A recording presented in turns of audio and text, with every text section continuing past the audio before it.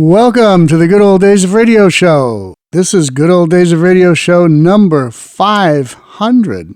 I don't even believe it's number 500. This is John Tefteller, your host of 500 of these podcasts since 2020-something. I don't know when it started, but somebody will tell me this at some point. In any case, this is episode 500. And we have some special things, I guess, going on today to help me celebrate episode 500. So let's get right to it, because this might take a while. This might be a long podcast. We shall see. I have at least one guest on this podcast. I think there's more, but we're starting out with at least one guest, and that is someone who almost never says anything on this podcast. He's here. He produces it, he provides some of the programs that I don't have, but he rarely speaks into the microphone. So for those long-time listeners of this podcast, you finally get a chance to hear a little bit more from producer Daniel Chase. So Daniel, you are setting up this tribute to the Good Old Days of Radio Show. Tell me what's going on here. I've been away for a few weeks doing other things. Well, I kind of thought that we needed to do something special for the 500th episode. When we started talking about this back in early 2021, we were sitting around talking about, should we go back on the radio? Because that was a possibility as well. Or should we do a podcast? How many radio shows should we play in a podcast? I think at that point, I kind of thought we would put this out there and then see what kind of reception it got. We would see where it went over a period of time and then see if it grew. I was kind of expecting it to go on for a couple of years and then we'd kind of move on. What surprises me is that we did it and then we kept doing it, and now here it is 500 episodes later. We had decided to post an episode on Tuesday and post an episode on Thursday, and I think one of the amazing things is that since we started, we've never missed a single episode. Because close sometimes. Because one of the things that people may not know is that you're constantly on the road for your business.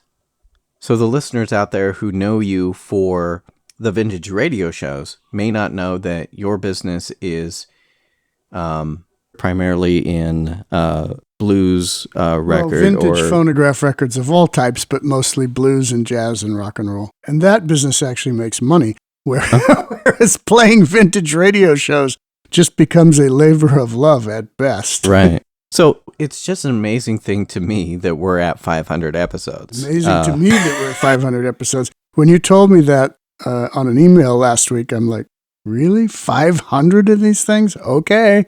You're counting, I'm not. What we haven't talked too much about is that this all started as a radio show that you did here locally on a local radio station playing vintage radio shows.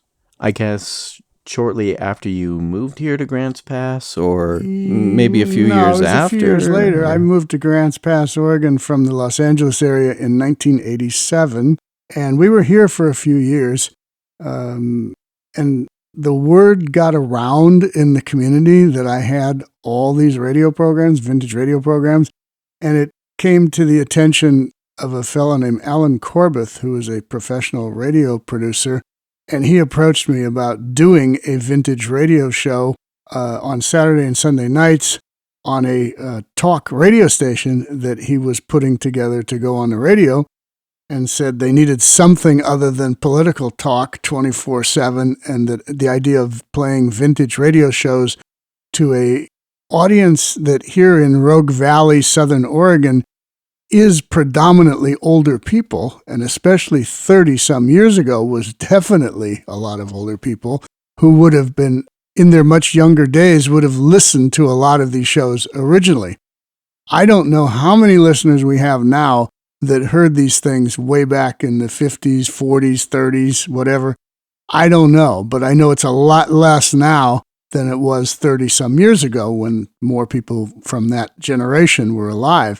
So he wanted to play, and he wanted me to play to that generation that grew up listening to vintage radio, and I agreed to do it only on the condition that I was free to pick whatever shows I wanted to do and wasn't forced into playing things just because they were popular shows of the day. We've carried that concept onto the podcast here, which is no longer strictly a radio show. The old one that I did in the 90s was a radio show broadcast from local Southern Oregon radio all around the Rogue Valley. It didn't extend beyond that, whereas this podcast now extends worldwide if people want to listen to it. So, yeah, but we kept the same basic format as I was doing back then. We're a little more specific now and a little more in-depth now, and we have guests now, and we do more historical things than I did back in the 90s, but it's pretty much the same show. With the exception that you were driving in, I guess, to Central Point 2 days a week, Saturday and Sunday, for 3 hours each day. And so you were picking out radio shows to fill 3-hour blocks on the weekend during that time. And the interesting thing, if anyone wants the real details of all of this, here now, when we do the podcast, we have everything digital. Everything is on a little digital card, or if we go play an actual transcription disc, we can plug right into a record machine and play the actual transcription disc, or we can take my reel-to-reel tape recorders here and play back original reel-to-reels directly into the podcast. Back then, that was not possible. What I had to do is I had to actually I couldn't bring transcription discs. They had no way to play them at the station. I had to bring reel-to-reel tapes down there. And they didn't even really have a way to deal with those live on my show. I would bring the reels in and leave them with one of the engineers who would then take those and transfer them down to some kind of digital audio tape that was used by the engineers on Saturday and Sunday when I did my show. You did this for 2-3 years or something like that? I did it for, I think, 2.5 years or 3 years. Took a break for a year or so, and then came back and did it for another year or so, and then the station or the network that they had, which was called Talk Radio Network at the time, they sold, and the stations were sold, and everything changed and went away, and I went away. Right. Until someone who is sitting next to me here, who was how old when he was listening to that show back then? Back in probably 1992, I was homeschooled, and there was a homeschool program that came on right before your show. This station, KOPE, had a lot of local people on the air, and we knew the lady that did that show. It was called Issues in Education. And so we were listening to her show. And then when her show was wrapping up, the radio stayed on, and here comes John Tefteller with this Good Old Days of Radio show. Totally changed your life. And he was talking about they were going to do the adventures of Huckleberry Finn. It was one of my favorite stories. And so my dad said, go grab a tape and record it. So I grabbed a tape, and it was a full 1-hour program from the NBC Theater, and I recorded it. I had no idea what this was. I had never heard of vintage radio drama before. And so I was recording along, and then people started talking, and I had no idea what was going on. So I stopped the tape, waited for the people to stop talking and get back to the story, and then I started the tape again with no idea that what I was listening to was old. Okay. You thought it was like contemporary. Right. And then after that, you played comedy programs, and you played dramas and mysteries, and I really got into this. Except for the comedy, I didn't really understand the comedy at first. Yeah, I was probably takes a bit too young, getting the jokes. But so I was introduced to your radio show, and we would listen to it every weekend when we were around. It became my favorite show that I listened to every week. At first, I didn't record anything off the air. I just listened to the show. And then as time went on, and you were talking about leaving, then I started recording more of the radio shows off the air. Because I thought, well, when John is gone, then what am I going to do? I'm not going to have my favorite radio show to listen to. And then you left, and then you were gone for a year, and you came back. Well, that last show before you left for your little break, I recorded the entire show. And you have in the studio with you station manager Alan Corbett, talking about radio collecting and records and that sort of thing. Now, you play radio shows on this, and those, with the exception of a Bickerson skit, I edited out because the whole thing is over 4 hours. So this is from very early January or February of 1994. So that's what we're going to be listening to today. And this is the only recording that we know of that exists of John's original Good Old Days of Radio show. Yeah, for me, who always talks about people saving radio recordings, I didn't save my own. Now, in a way I did, because I did have a very good friend who was recording every single one of them from the first time I went on in 1992 or 93, whenever it was the first show. And he recorded every single one of them on VHS tapes because they were 3 hours. That way he could plug in his radio into his VHS recorder, and he could record for 3 hours at standard speed, just the audio from the radio, and he didn't have to do anything. He didn't have to change tapes or do anything. And he recorded every single one. Problem is, he died shortly, not too long after I finished the run on that station. He passed away, and before I could get to his place and deal with taking all those VHS tapes, his family came in and basically emptied the house, and off to the dump they went, and so I don't have any either. So you have one. Yeah, back then in the early 90s, there was really no easy way that an average person could record a long-running radio show like this. So this is the only recording that we know of to exist of this, and you get to hear a much younger John Tefteller.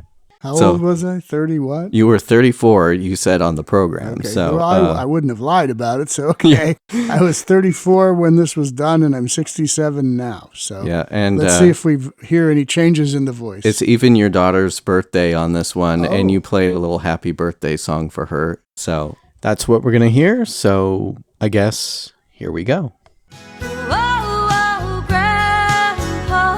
Tell me about the good old days. Oh, Grandpa, tell me about the good old days. Good evening and welcome to the Good Old Days of Radio show. It's Sunday, January 16th, 1993. And yes, this is 94. Ha ha, she caught me already. January 16th, 1994. And yes, this is the last Good Old Days of Radio show for a while. You'll hear more about that in a little bit. I've got a couple things to say before we get into that. And anyway, first of all, to my Saturday audience, sorry about missing last night. I did everything in the world I could to be here last night, and I just couldn't do it. I was in Los Angeles on business and just couldn't get back, so you guys got a tape, and sorry that's the way it is. But we're going to make up for it a little bit because I have permission from station manager Alan Corbett to go on beyond 10 o'clock tonight. So we may go till 11. We may even go a little longer, depending on how things go and what you guys have to say and what's happening out there. So anyway, be prepared. It's a holiday tomorrow anyway. Nobody has to get up. The kids don't have to go. Well, Tony has to get up. Okay. Well, there are a few people, I guess, that have to actually work out there. Okay. Anyway, now, before we do too much else, let me say one other thing. Yesterday was my daughter Janelle's 8th birthday. And because I was not in town, but we already had it pre-planned anyway, we had the birthday party today. So Janelle and her little... see, there we go.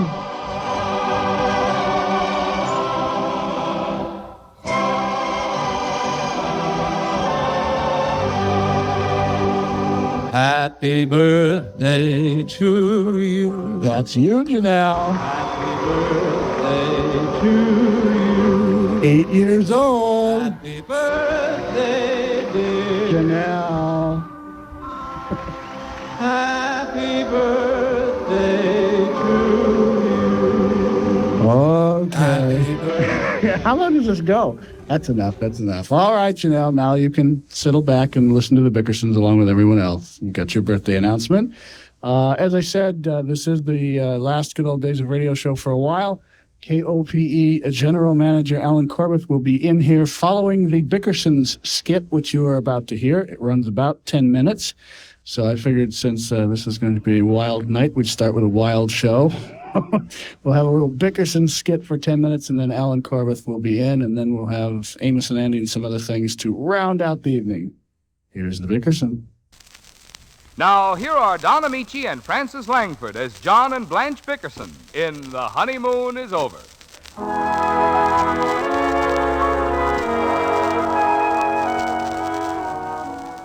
After 7 years of cycloid insomnia, or sluggard's disease, John Bickerson has finally consented to allow Dr. Hersey to relieve his condition. In room 113 at the General Hospital, Mrs. Bickerson watches anxiously as the surgical nurse ministers to poor John, who is suffering an attack the night before the operation. Listen.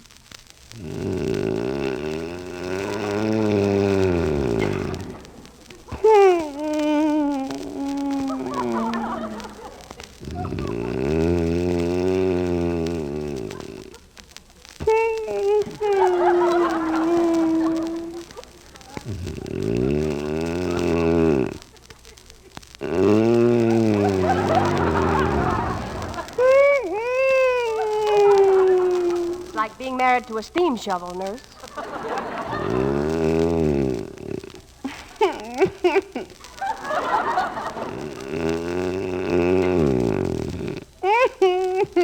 Pulse normal. Enjoy yourself, dear.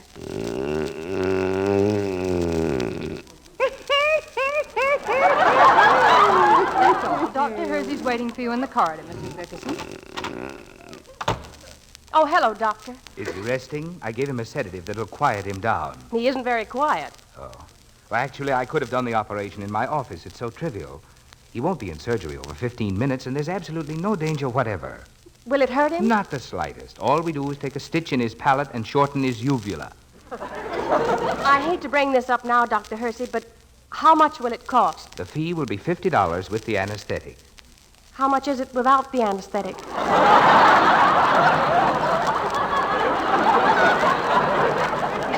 Oh, I should say about $40. Would there be any discomfort if you didn't have an anesthetic? Not for me, there wouldn't. But I wouldn't advise the operation without it. And you're sure he'll be cured when you're through? Oh, practically certain. Well, it's almost midnight now. I'll do his case first, about 7. He just needs a good night's rest. Well, I'll stay a little longer. Good night. Call the floor nurse if you need anything. I will. I hope that pill's quieted him down.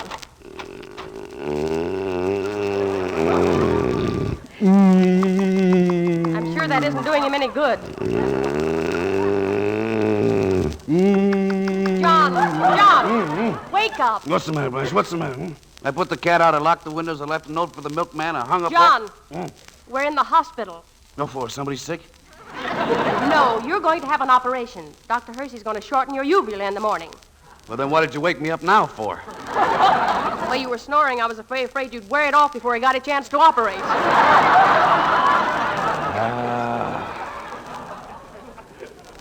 You've been snoring steadily for 3 hours. Don't you suppose I want to sleep, too? You're not sleeping here, are you? Yes, I am. It cost an extra $5 to put another cot in the room, and I intend to use it. Where's my nightgown? I can't get one night's sleep, even in the hospital. I still don't understand why you have to have an operation to cure your snoring. I didn't want it. You've been working on me for 7 years to do it. I'm beginning to think it was a waste of money. I could have used that $40. I'm still walking around in a short dress. What are you beeping about? Tomorrow I'll be walking around in a short uvula.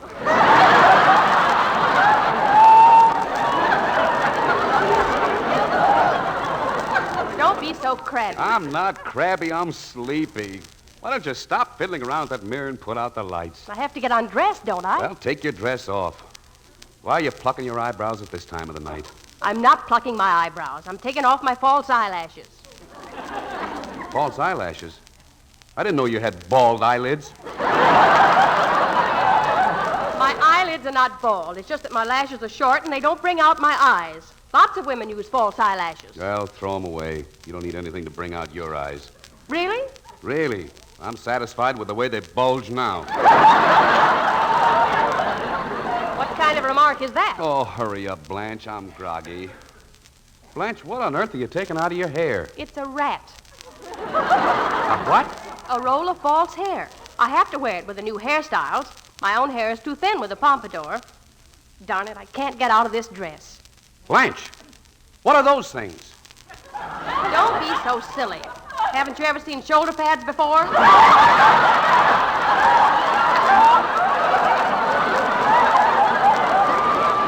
Well, I never heard of such a thing.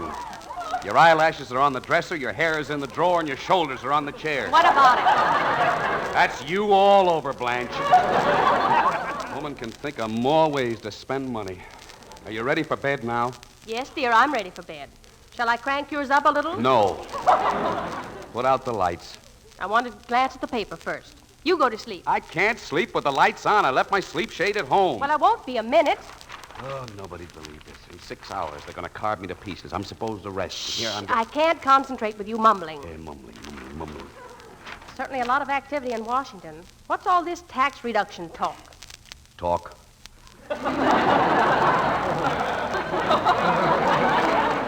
Listen to what Senator... Blanche, I read the paper. Every word of it. Read it to yourself. Don't be so disagreeable.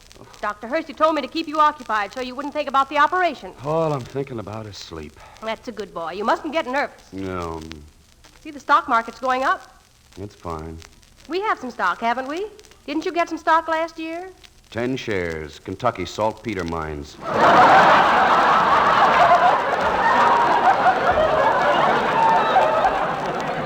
Preferred stock.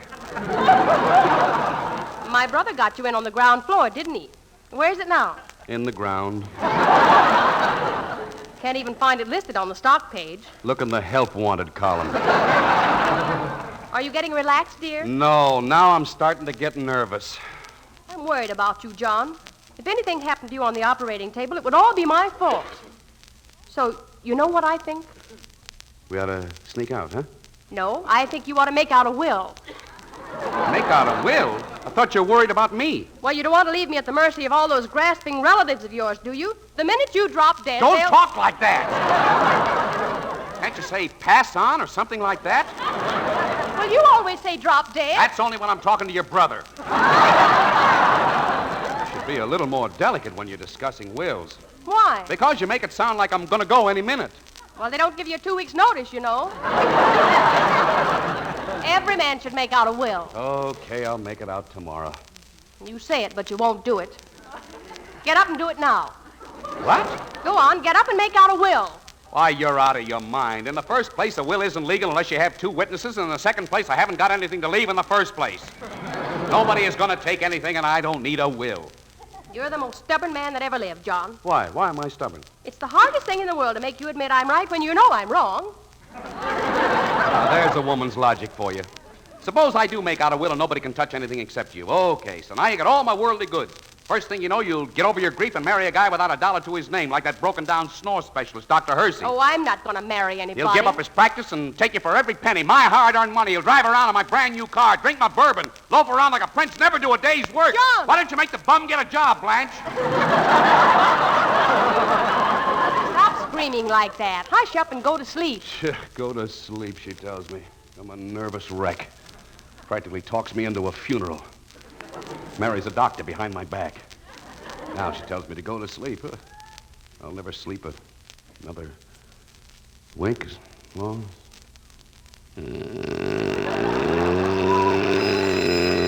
John, the telephone. The telephone, answer it. No, who the dickens is calling? Out! Who moved the phone, Blanche? What'd you get up for? It's right on the night table by your bed. Oh, I thought I was home. Hello. Mrs. Weems, Huh? this is the maternity nurse. You can get ready now. I'm bringing your baby in for his 1 o'clock feeding. What? Blanche, how long have I been here? Isn't this 4:30 team? I don't know what it is, but I'm not feeding any babies. What a way to run a hospital. It's just a mistake, John. Oh, I shouldn't have fallen for this operation deal. I could be so comfortable at home in my own bed. One of us should have stayed there. What for? How do you know a prowler won't break in? I left a whole bottle of bourbon on the dresser. Nobody will break in. The turkey would gobble and scare him away. The turkey would gobble. I can just see... Turkey? What turkey? Well, I was going to surprise you. I won a turkey in a raffle, John.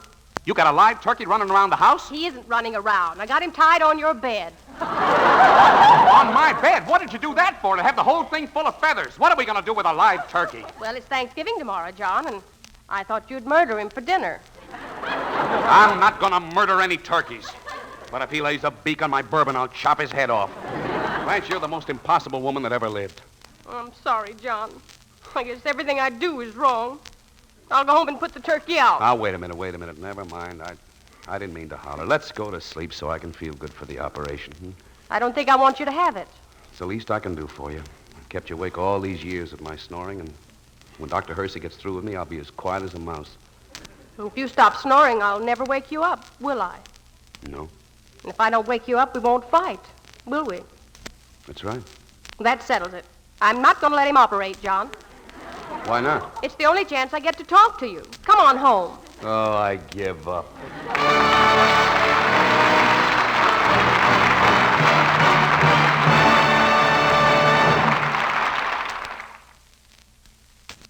Well, there you have it, the battling Bickersons. Now, since we're all in a battling mood here, we're not going to be battling, but we're going to talk. I have with me in the studio General Manager Alan Corbett. You've never been on the show before. Not on this one. So, you guys who only listen to the good old days of radio show, I know there's some of you out there. This voice that you're about to hear is Alan Corbett, the general manager of the station, and he's here with me because I wanted someone sitting beside me tonight to explain this to the audience from a technical and legal point of view of what's going on here. So, as I said and have said for the last few weeks, this is the very last good old days of radio show for a while. When it comes back will be entirely up to chance at this point. We'll see.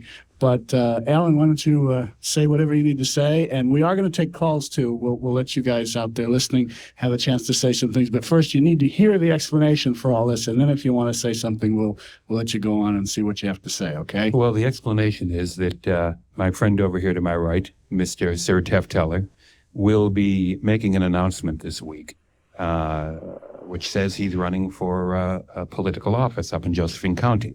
And we don't know which office that is at this point because he hasn't made the announcement. Stay tuned to Tuesday. Inasmuch as John will be a political candidate, at the point of his announcement, which will take place during this week, what day is it, John? Tuesday. Okay. At that point, the station needs to sever the on-air relationship with you.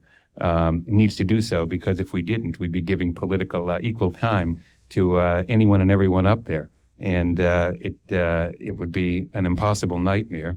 So consequently, this will be the last show. Now, I will say this: this is the last show, and hopefully, this is not a permanent thing.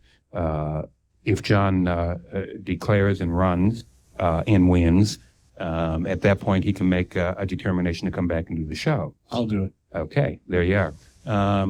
John, how long is this? You were explaining a little bit to me earlier, but what's the process that's going to take place up there as you see it? Well, I really don't want to get into too much of that except to say that there's a possibility that I could return to the air in May and a possibility that I could return to the air in November. And actually in November, one way or the other, I'll be returning to the air, assuming that there's room for me on the schedule here. And all. Well, there'll be room for you on the schedule. The thing that may have to take place at that time is we may do some kind of a time alteration. It won't be that drastic, but there'll always be room for you here. As a matter of fact, we were reminiscing a little bit, you and Brian and I, and I'll tell you, we're starting to get along in the tooth here. We're going back, even with the brief history of KOBE. You came on here the first week we were on the air. Yeah, so the first weekend I was here. They are. You were with us from the beginning, and of course, I can remember probably a year before the station was up and running that you and I would talk about this, and you've been here since day one. And I want to tell you that this show is second to no other of its kind. It's been a real joy and a delight to have you here. And it's been a joy and a delight to be here, and I appreciate the management of the station in allowing me to be on here and listening to the great shows and even putting up with my little comments every now and then. You've always kept it spicy. Yes. I'll tell you that. I'll say, John, that what you brought, certainly to the younger people in the Valley, the older ones will remember this. Right. I remember the very tail end of it. I don't remember it in its absolute heyday, but I do remember Jack Benny shows happening when they were actually on the You were radio. hearing live Jack Benny. Oh yeah, I remember. The Shadow. I remember Suspense. I remember. Oh gosh. On and on it goes. I remember so many I can't remember, but I do remember the end of it. Right. In that day, television was making its very debut into the region, but radio was still running hot and strong. Yeah, most people don't realize, but you could still turn on CBS radio in 1962 and hear Gunsmoke, Have Gun Will Travel, One Man's Family, Suspense, and a couple others. Now, that was the last of it, but in 62, it was still on. You know what real service you've done? That is, you've gone right back into that era. I think, ladies and gentlemen, John probably has a collection which may be the best one in this country. If it isn't, it's darn near it.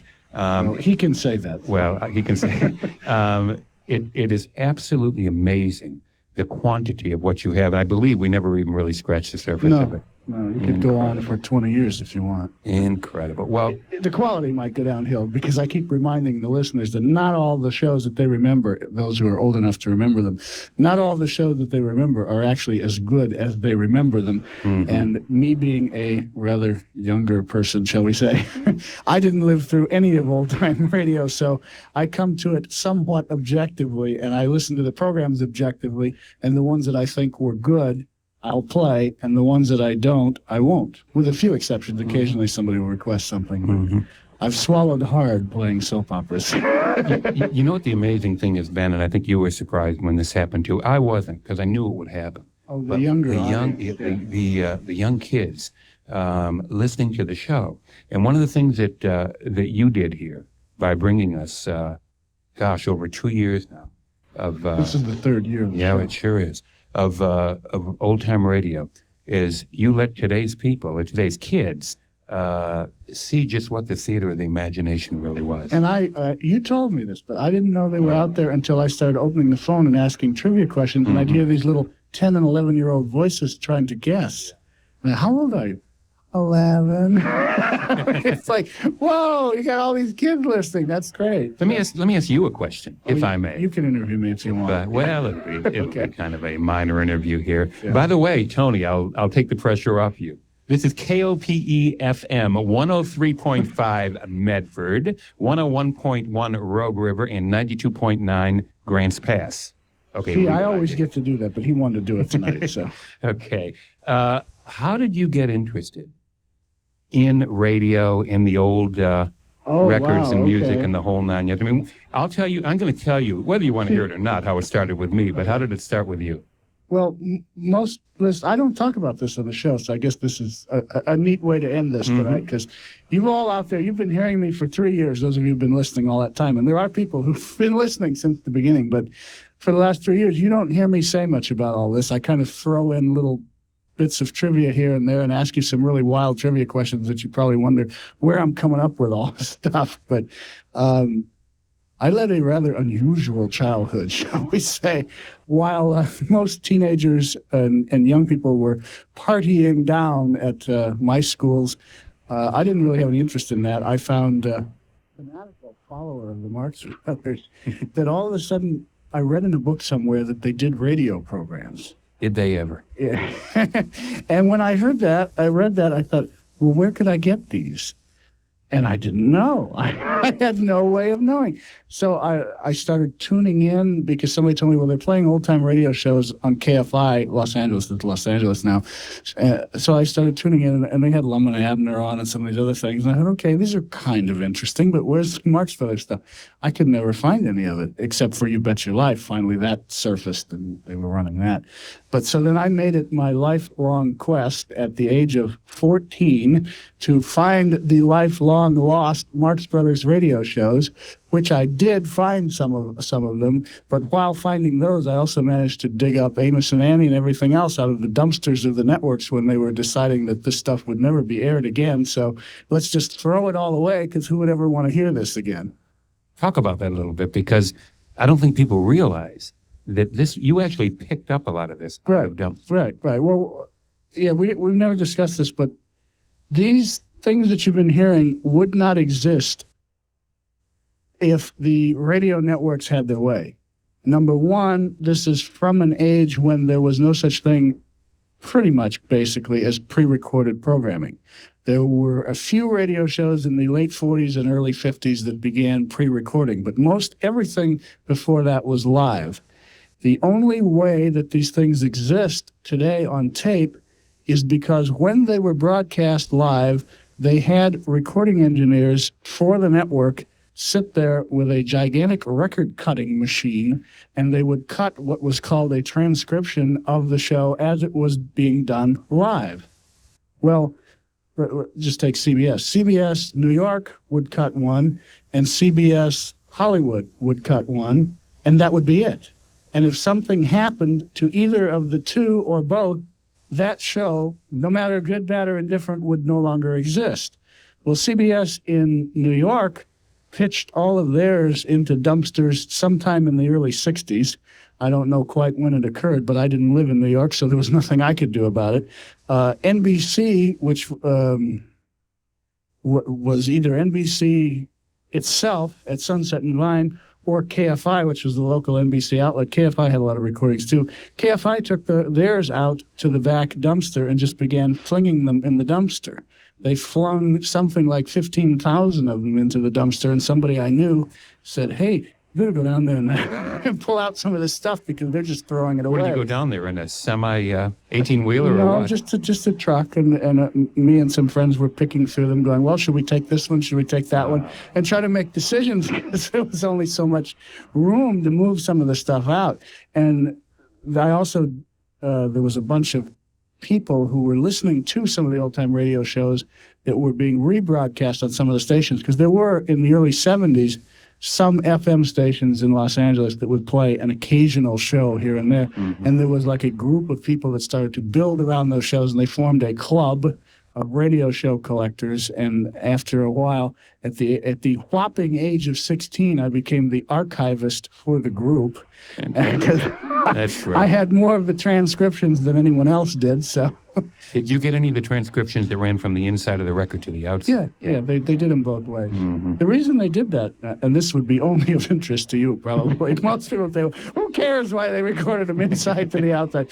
But when they were cutting them, as they were cutting into the acetate, the shavings that they're cutting the grooves with would begin to fall onto the record. And so they discovered that if they recorded from the inside to the out, the shavings, as the record was spinning, were going off the record onto the floor. Whereas if they went from the outside to the inside, they were accumulating in the middle near the hole where they put the record down on, and it was making a mess, and they were having to blow it off as they were recording. Well, those were early days, because later on they began to heat the cutting needle when they would cut the acetates. Okay. And they would also have a vacuum blower right underneath the thing, picking up what they called the chip, which were the shavings. Okay, well, that would have probably been later in the 50s, but in the early days, there was actually a guy sitting there blowing onto blowing onto the... It was incredible. So that's how these things survive. And I'm not the only one in the world that has these tapes, although I'm the only one in the world that has some of these tapes. But there's companies that sell copies of certain things, which I do not do. And there are also other radio stations, as Alan mentioned, around the country that will play little tidbits of things, sometimes an occasional show. The uniqueness of this show, as far as I know, is I was able to, with the exception of the cigarette commercials, play the shows as they come off the transcriptions. If you guys tune in, and you shouldn't because you should be listening to Roger Fredenberg, but if you tune in from 9 to 10 KNX Los Angeles, which comes in fairly clear here, you can hear that they are running old-time radio shows, but they are edited. They edit out all the commercials, and they edit some of the program content to fit them into a half-hour block with commercials in between, new commercials in between. But here at KOPE, I had the freedom to just do it as is, and the only restriction became the cigarette ads. Well, the commercials were as interesting a commentary about what was happening as the programs were. Yeah. So it was real nice to be able to do that. So that's in a nutshell. I've been collecting these radio transcriptions for years and years and years and transferring them to tape. I still have stacks of them that haven't been transferred to tape that are just sitting there. But I only have so many hours in the day. Well, hopefully, when you get back here, we can start the whole thing all over again. Yeah, well, that's the idea. So. It sure is. The another part of the idea will be to see if we can take the thing up nationally. Right. That is a very good possibility starting next year. Good. That'll be very, very interesting, and I think it'll probably be the most comprehensive national show out there. As a matter of fact, I'm sure it will. Well, the other thing that I always wanted to do, and I know it's kind of not the best thing in the world to say what you wanted to do when it's always better than what you did, but I have also loads of tapes of interviews of the people that actually made the shows. And I always wanted to take those interviews and cut out segments of them and then play the shows that they're talking about and all the rest of it. I have no time to do this. You promised me a Harold Perry, by the way. A Harold Perry interview, yeah. I'll get it for you. No, do it when you come back. It's just, it's too much. I mean, there is a way to do this show far better than I did it. And, but it would involve more time than anyone could pay me to do, so I just can't. The biggest problem on the whole station, that's just a commentary about everything here. There are so many hours in the day and so much staff and so much time to do it, and folks have other things to do also. So you do the best you can. What is this? Oh, boy. Yeah. There you go. Brian, Chief Engineer Brian brought me a Little Rascals 1994 calendar. Thank you, Brian. I like the Little Rascals. We actually have some of those on video at home. Oh, wow. Talking about Little Rascals, it's funny. I didn't mean that in an insulting way, but Tony Howell was your engineer on the first night that you did the show, if I'm not mistaken. Were you? No. Or something like that? You sure did it in the early days for quite a while. Yes. Yeah, okay. Whatever, but... she's back tonight. She's back and volunteered to be back. Yes, that was very nice. Thank you. So I kidded her a lot over the time she was there. I embarrassed her a lot over the air, and she took it very graciously, and it was fun working with her. So. And it was also fun working with Nick and Josh, who was the original engineer way back. Mm-hmm. Mm-hmm. Anyway, well, we can take some calls. If anybody has anything they want to say or ask or whatever, in Medford, 664-8255, 664-8255. Long distance, anywhere else outside of Medford, in other words, 1-800-449-8255. That's 1-800-449-8255. If you have anything that you need to say or wish to ask of Alan Corvith, General Manager of KOPE. Or just to talk to you and say bye-bye. Whatever you want to do. We'll do this for a little while. As I said at the beginning of the show, Alan has given me permission to go on beyond the 10 o'clock hour tonight, so don't worry. Going to play radio shows. I've got Amos and Andy. I'll tweak all of you out there politically with the NBC Theater and American Tragedy. That's one of my favorite political shows from way back when. We also have a great X-1 all about the causes of cancer. Now, you guys, you're going to really freak out on this one, okay? So we've got that, and then I've got the suspense, Sorry Wrong Number, which I kind of want to end with because that's like one of the ultimate radio shows. Mm-hmm. And we'll end with that whenever we get ready to end. So there will be radio shows, okay? Don't worry. But in the meantime, if you want to say anything or talk to General Manager Alan Corvith at 664-8255 in Medford and 1-800-449-8255 anywhere else in the sound of my voice. Okay, Don in Garnt's Pass. Garnt's Pass. A first-time caller. Producer Tony's on the ball. Garnt's Pass. Hello, Don. Hi. Yes. I just wanted to tell you, our family is heartbroken heartbroken that you're taking off the radio program, and we want to know if there's anyone else that you can have them just sit in for you to play these wonderful, wonderful things. We listen to them every weekend. You're going to have to wait till John's finished with the election, and he'll be back. So we'll keep you entertained one way or another. But I know what you're saying, and I really do feel for the listeners out there, because after doing this for 3 years, it sort of has become a part of a lot of people's weekend. It really has. Well, we don't have a television, and we have small children, and this is a great thing for entertainment for them each week. And last night they got to hear all their favorites, the Snow White, Pinocchio. Oh, that was the repeat while I was racing back from Los Angeles, yes. Well, you know, if you could just do that between now and the election, we really wish you could. Well, we can't even do repeats. FCC do not allow it. See, they have these silly government regulations. Yeah, those stupid guys. See, that brings John's voice back on here, and John awareness and the rest of it. Well, good luck with the election, and we'll keep our ears open on Tuesday to see what you're going to do for our county. Okay, thank you. Thanks for calling, and thanks for listening to you and all your little ones. Okay. I like to know that the little ones are listening. Thanks. Here's Philip from Prospect. Hello? Hello. Yes. Yeah, how are you doing? Good. What's up?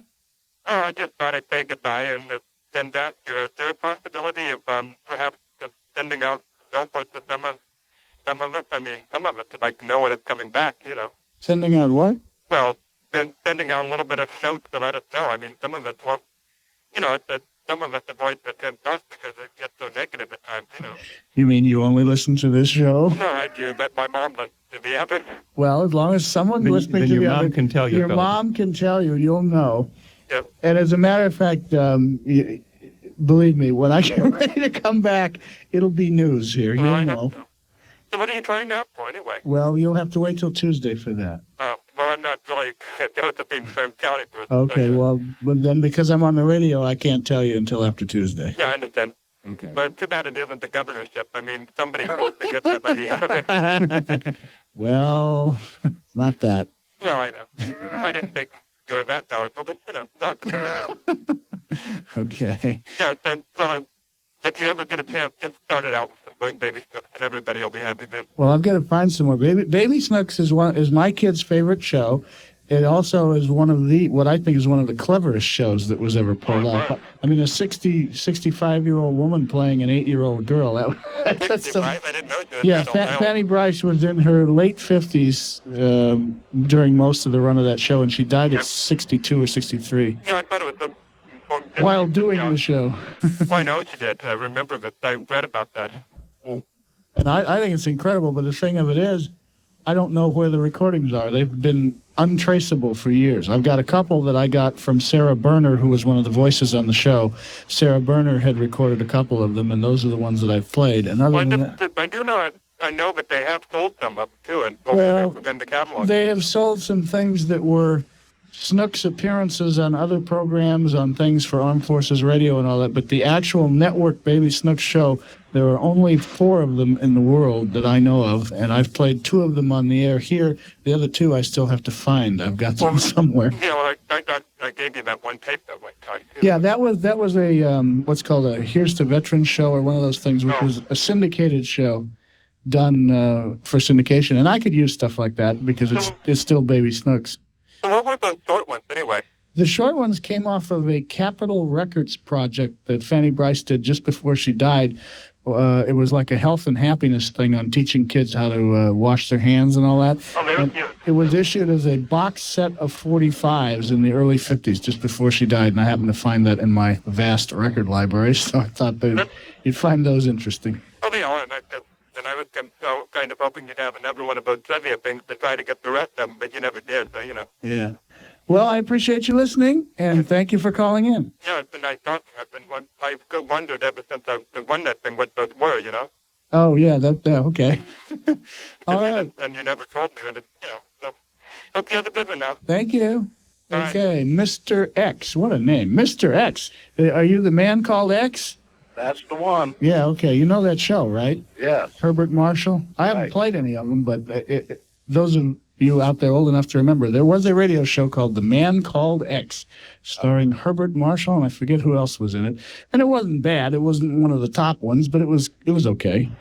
So anyway, you're Mr. X. Hello. Right. I called you, I don't know, 2 or 3 weeks ago and asked you about politics and whatnot. You was on that night, and I asked you why you didn't run for office. You said, I would be surprised in about 2 weeks or so when you announced, and now I think somebody stole my thunder because I think somebody asked you, previous caller or the one before that, about what you were running for, and you said you couldn't say it till Tuesday. Right.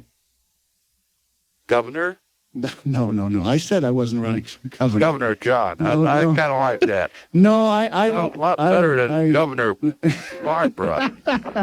Well, there are some developments on that front. You'll find there will be a very, very, very interesting candidate for governor coming up soon. Well, I sure hate to see you leave this program because I tune this in every weekend. I don't say that I, listen to you 100% because there's a few shows I don't care that much about, but then since everybody says how much they love it, what didn't you like? Well, I didn't care too much for those science fiction ones you had on.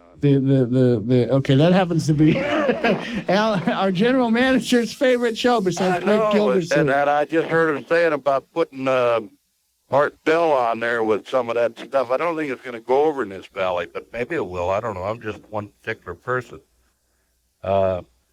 But I liked your Amos and Andy, and well, everybody likes that one, I guess. Except for the 17 people.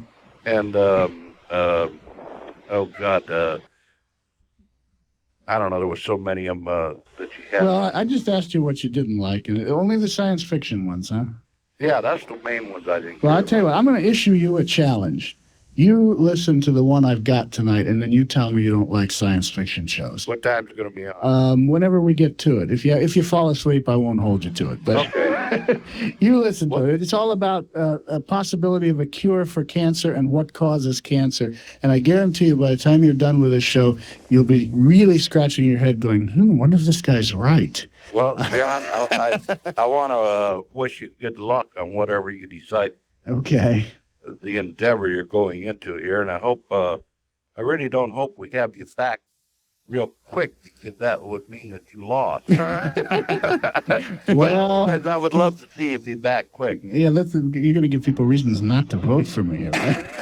Don't vote for him. We want him back on the show. No. The faster I win, the faster you'll get me back on the show. Okay. You can come back on after you win? Yeah. Oh, all right. As long as yeah, I can. That sounds great.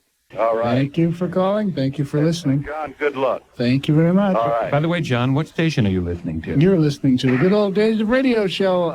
Tony's smiling there. You're listening to the Good Old Days of Radio Show on KOPE-FM 103.5 Medford, 92.9 Grants Pass, and 101.1 Rogue River. I'm John Tefteller. We were heard every Saturday and Sunday, 7 to 10 p.m., but this is the last show tonight. We are going to play some shows, but we're taking calls because there's people that want to say some things. And we've got plenty of time. I can stay here as long as I can stay awake. So as long as you can stay awake, stay with us. Now, Tony's waving her arms in there. Do you have to take a break? Is that what this is all about? No, you want line one. Okay, line one. Kim, Grants Pass, welcome. Hello, gentlemen. Hello. Hello. I'm calling to let you know how much I've enjoyed your program. I have been an avid listener since October when I sold my television in a garage sale. Did you do that after you heard me repeatedly say throw your TV away? Actually, I did not discover KOPE until then. No, oh, well, then you only had a few months of this show. Yes, and I grew up back in West Virginia, and I remember sitting on my grandmother's lap on Sunday evenings listening to Charlie McCarthy. And baby Charlie McCarthy grew up on Edgar Bergen's lap. Kim, where did you grow up in West Virginia? Born and raised in Bluefield. I went to Charleston after I graduated. Okay. We used to get over there as often as we could, kind of up in the, near the Virginia border. Yeah. In that area, but it's a beautiful state. Sure is. Kind of like Oregon in some ways. Very much. Nicer weather here. Yeah. Not as much humidity or as heavy as snow. Mm-hmm. Well, glad to have you on board as a listener, even if it was only for a few months. And don't worry, as has been said, I will be back at some point. Because I mean, under normal circumstances, I'd say, well, I've done this for 3 years, that's enough, and just go on with my life. But, you know, I really have built up a whole lot of people that depend on the show, and I hate to let them down, and I really hate to do what I'm going to do, but I know I have to do that. It's just something that has to happen more than what I'm doing now, so. Well, for almost 4 months, I want you to know I have rushed home from wherever I happen to be, Saturday or Sunday, and told friends I have to be home from 7 to 10. Now, sponsors, are you listening to this? There are people that are dedicated to this show. We're also talking to a full board of callers. Right. It's a Sunday night. It's a big television night. Sponsors have to need their heads examined, I have to tell you. And last night, your rerun that was played, I'm disappointed because they were announcing that the yearling was forthcoming. And I have that. We'll play that sometime in the future. Love to hear it. Also, Gregory Peck did it, too. Pardon? Gregory Peck did it, too. It's a great show. Yes, I remember the movie. He played in the film. Yeah, no, don't worry. We'll get that on sometime. That would be great. All right, well, thanks for I'm gonna calling. miss you. I wish you well, but selfishly, I wish you were back. Well, sometimes you just have to do things that are necessary. I wish you well. Thanks. I'll vote for you. Thank you. Okay. Keep listening to the station, too, Kim. I There's some will. I enjoy interesting things coming all along. of Roger and all of Good. Okay. Okay, Bye-bye. thank you. All right, Sherm, Grants Pass. Welcome to the Good Old Days of Radio show. What's up? No, John and Ellen, not Grants Pass, Sam Valley. Well, wait a minute. Tony's throwing her hands in the air. Tony, knock that off. It says Grants Pass on my screen, Sherm. No. She's changing it as we speak. I thought we had a new listener here. We're frazzling her in there. I'm. You volunteered to do this show tonight, you know. Hi, Sherm. What's up? Well, I just want to say, John, I'm sorry to hear you're not going to be here with the radio program. I'll be back. I have really, Alan, I thank you, too, for giving us John. Oh, thanks for mentioning it. It's been a real experience having him here. He'll be back. You know, Alan and John, I'm on the road quite a bit on weekend nights, on Saturdays and Sundays, and I pick you up and coming across down from Roseburg, I usually come across there from Canyonville through Killer Trail and down to 62, and I start picking you up there up outside of Canyonville. And it's so neat to be able to listen to the program. And coming out of Klamath, I get you when I'm over there. And I'm over there quite a bit on the weekend. And then coming if down. anyone's up at Crater Lake Lodge, they can hear us wonderfully, too. Yeah, and then coming from the south, you know, it's just so neat to be able to listen to that. I'll drive along the road, and I hate to get out of the truck because I want to hear what's going on in the program, and I get into it. I turn the radio up if I stop somewhere so I can hear it, you know. But anyway, it's really a lot of fun. Well, I appreciate you listening, and I that's great because when you travel, in fact, you know, the business people in this world are kind of wising up to this. They now have what's called books on cassette, and I have one of my own, the Sherlock Holmes series, which has been out for a few years. But books on cassette are actually the authors reading their books. Almost some of them are even done as like mini radio drama type things, and they're sold by the tens of thousands to people who travel, like you're talking about, and they pop them in and they listen to them when they're driving. Because radio drama is very entertaining, and it helps you pass the time when you're driving. Well, it's more than that. It's educational, too. And something I really appreciated, John, is that a lot of what you play really fits in, and it has a message. And to tell you the other thing, and I mentioned that to you before off the air. Because, you know, you were one of the astute listeners who caught what I'm really doing here. Most people think it's just fun and entertainment, and it is. But I do have a message, and the message is for the whole Rogue Valley and anyone else who can hear this. And that is, I want certain people to feel embarrassed when they hear these shows, to say, wait a minute, this is what America was like. What's happened? Oh, yeah. And then I want you motivated to get out there and do something to make America back to what it was then. Absolutely. Absolutely, John. We've got to get back where we came from to a certain point. Because that's why I'm here. That don't mean anything to people, really. But that's why I'm here. And I've had these radio shows for years. They've been basically for the entertainment of my family and a few friends. But when KOPE approached me and asked me if I'd be willing to play them on the air here and do a show like this, which I really didn't really particularly want to do, and then I realized, wait a minute, This is going to bring in a whole bunch of people, number one, to the station, and number two, to the idea of embarrassment or like, gee, that was great. How can we get back to what that was? And when that hit me, then I decided I will make the sacrifice. I will give up my Saturday and Sunday night. I'll do my best to help my wife understand that I'm not going to be home on weekends at night. And that's been hard, too, because, I do work during the week, too. I have my own business, and it's like working 7 days a week, having to come in here on the weekend. And it's been a sacrifice.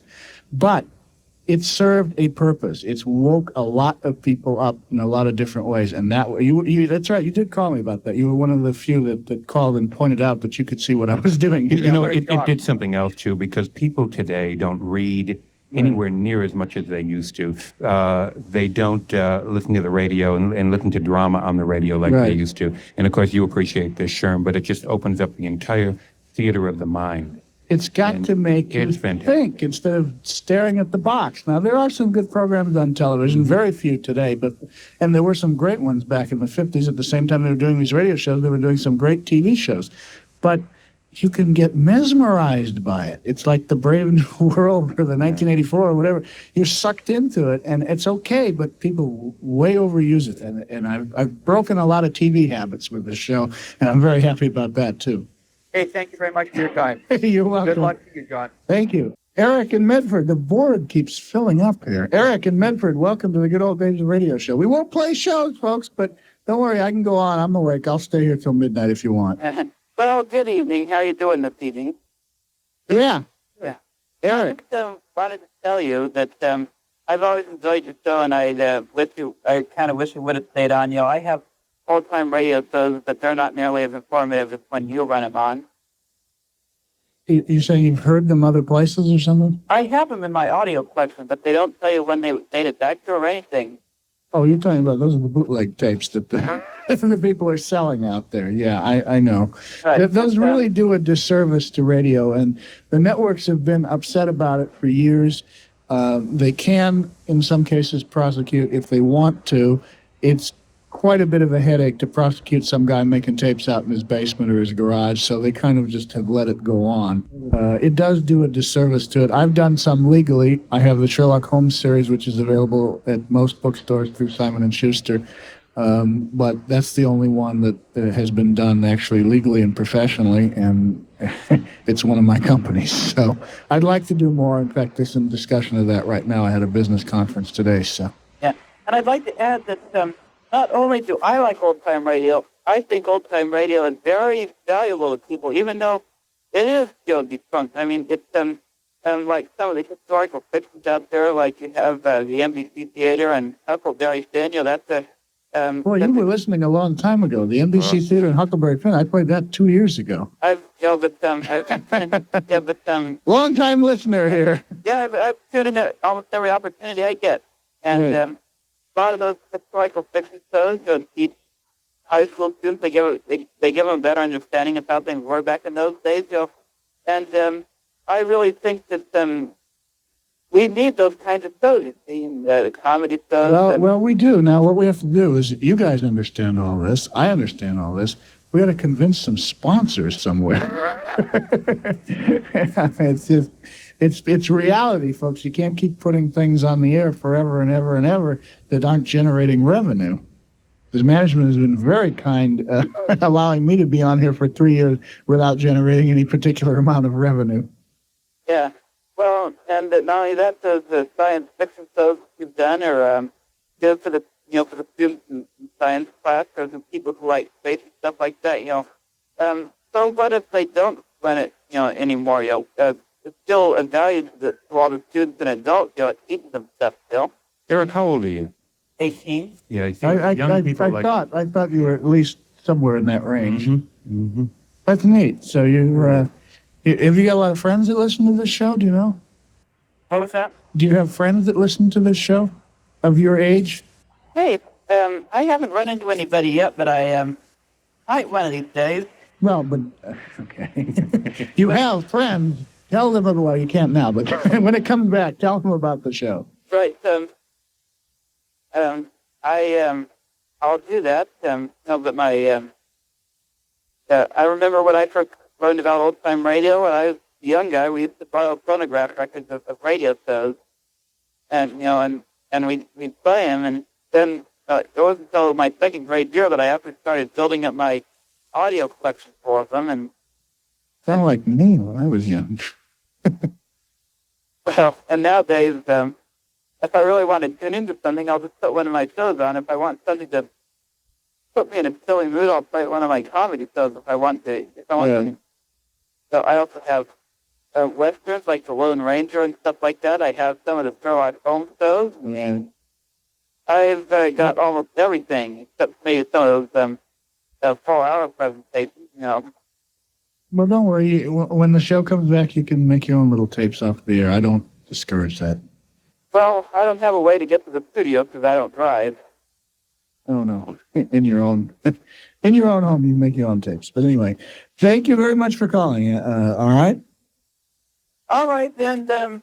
Thanks a lot, and I'll be looking forward to when you come back on. Okay. And thanks a lot. Have a nice evening. Thanks, Eric. You are listening to KOPE FM, Medford, 103.5 Medford, 92.9 Grants Pass, and 101.1 Rogue River. And the board continues to fill with calls. I guess a lot of you folks have some things to say here to us on the last day.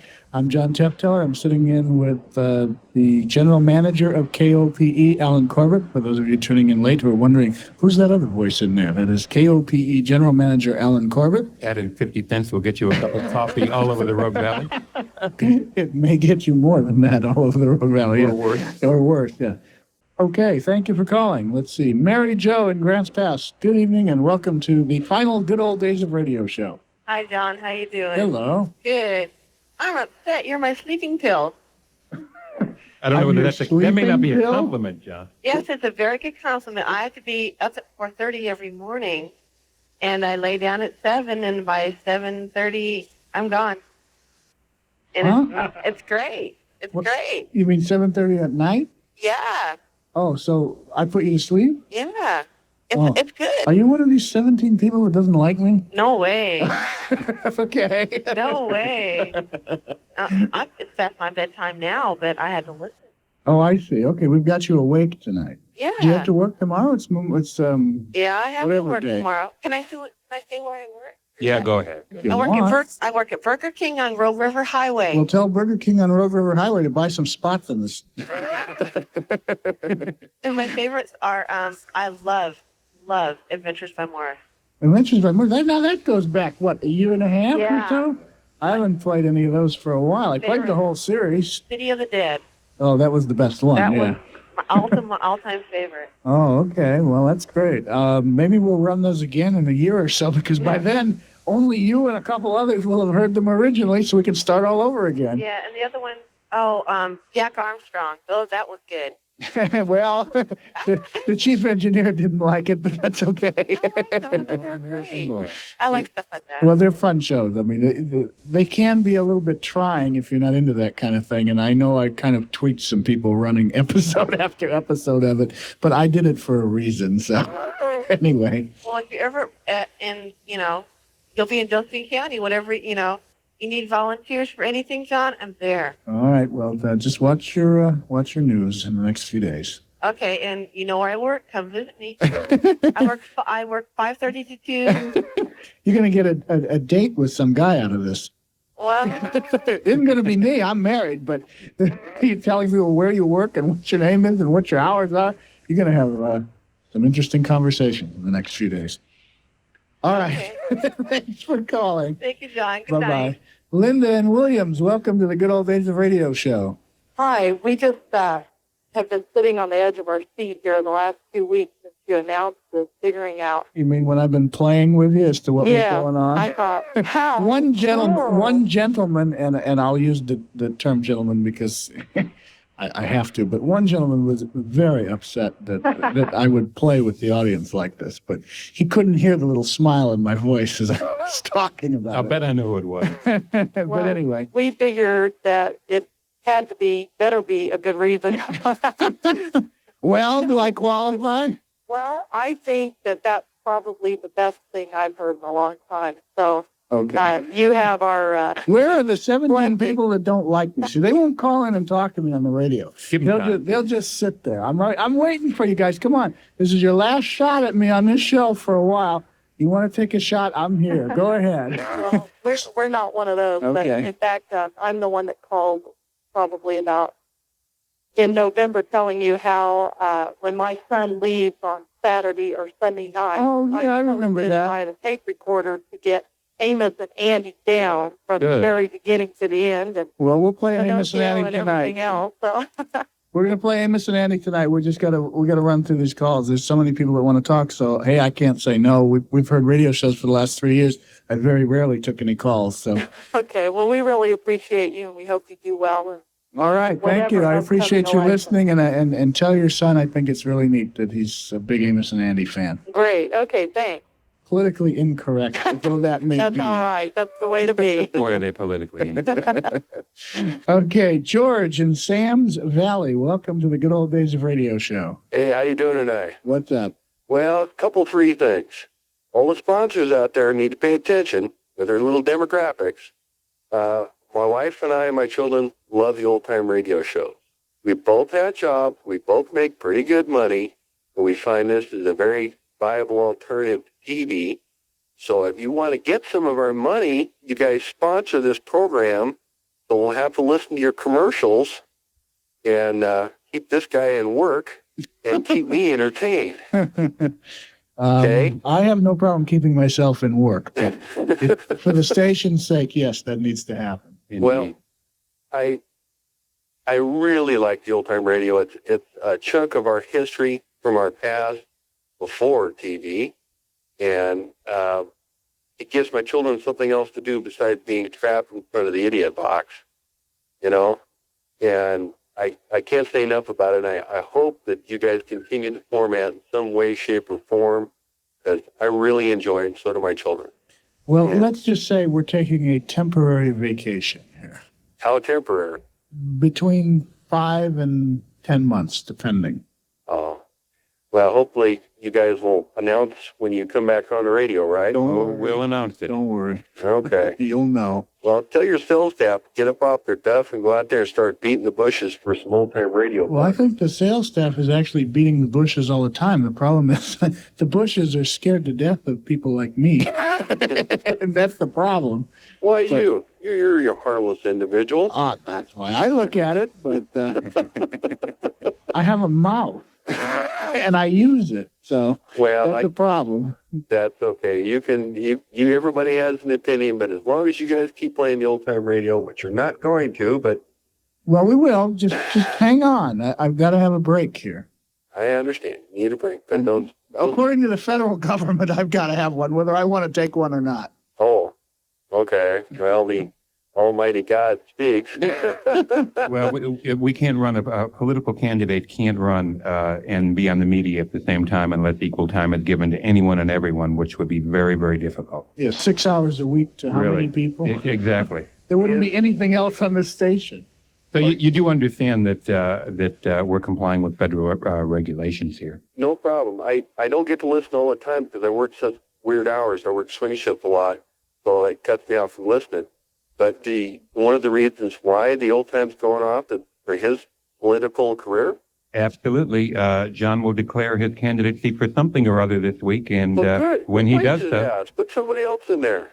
We're going to do something else. John will be back. No, John, I'm sorry. I didn't mean to be so cold about it, but I enjoyed it. But I offered it. I said they could use my tapes, and I would even help them program it if they wanted to, but it's just a problem, so. Well, who else can do this show? How about a retired teamster or one of those old but guys? Does he know out anything there? about radio? Well, we could bring Tony in. She did it for me one night. She was on the edge of her chair the whole time, but she did it. A good engineer can keep the host going. Okay. As you probably know. Well, thanks for calling. Well, thank you. All right, you're listening to the Good Old Days of Radio show. If you want to call in and get in on this, we've got a line or two open right at the moment. It's in Medford, 664-8255. That's 664-8255. Everywhere else in the sound of my voice, 1-800-449-8255. 1-800-449-8255. Mark, number 17. Does that mean what I think it means? Oh, yeah. You're one of those 17 people that I make my little jokes about every time. Well, this is the last time I can make jokes about you, so what's up? No, I just want to tell you, it's like we didn't. Well, I know I didn't call in to say that I didn't like it. It's just we wanted to listen to old-time radio and not political commentary. But you missed my whole point. Old-time radio was political commentary. Oh, yeah. We listened to, oh, boy, what was that? Jack Armstrong. I tried to call you up. You know, Jack Armstrong is the guy Abe Lincoln beat up. Huh? In history, yeah. There was a fight. Jack Armstrong was a bully.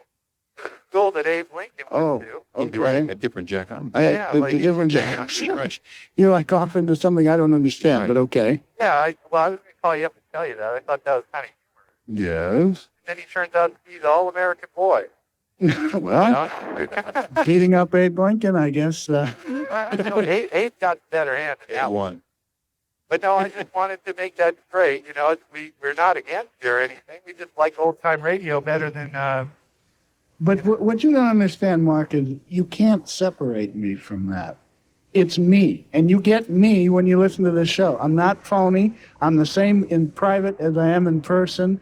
And that's me. And if that particular part of what I do bothers you, well, you'll just have to kind of tune that part out and live with it, because there isn't any other choice. I can't be any different, okay? Oh, no, that's fine. All right, well, just so you understand that, because there is a rhyme and reason and everything behind everything I do. I'm not just here just because I don't know. Well, you understand. Yeah. Okay, well, good luck at whatever you're doing. Okay, thank you. Bye-bye. Well, see, now there was one of the 17. That was number 17, and I remember talking to him, as a matter of fact. Very reasonable. Very reasonable person, yes. Now, where are the other 16? Are you still listening, or have you gone off to whatever? If you're still listening, I want to hear from you. Come on, we need a good fight now. We had the Bickersons at the start of the show, but we haven't had any bickering. Everyone's saying all these nice things, and I appreciate it. But Jane in Grants Pass, welcome to the Good Old Days of Radio show. Yep. Hello? Yeah. So I was just, I don't know if this has been asked yet. If it has, so I guess I didn't hear it, but why couldn't you have someone else host the show while you're gone? Alan can address that. John has the knowledge to enhance the show tremendously. It's John's show. It's John's idea. We need the time for network developing. We'll use the time when John finishes what he's doing, and when the office he'll be running for, he'll be back here. And that's the answer. I hope it's a satisfactory answer. May not be, but How old are you, Jane? I'm 11. 11, wow. And what are your favorite old-time radio shows? The Jack Armstrong, Really? you like that? the Bickersons. You don't have a household like that, do you? No. Okay. And if you did, you wouldn't tell me because your mother's listening. Go ahead. And Amos and Andy. Good. Very politically incorrect. Thank you. Yeah. Is there anything you don't like? No. Nope. You like it all. Is it interesting for you as an 11-year-old to hear things like this when you've never heard something like this before? How does it react? And I can't put this into words. You know what I'm trying to say, Alan? After the question. How does it compare to what you see today?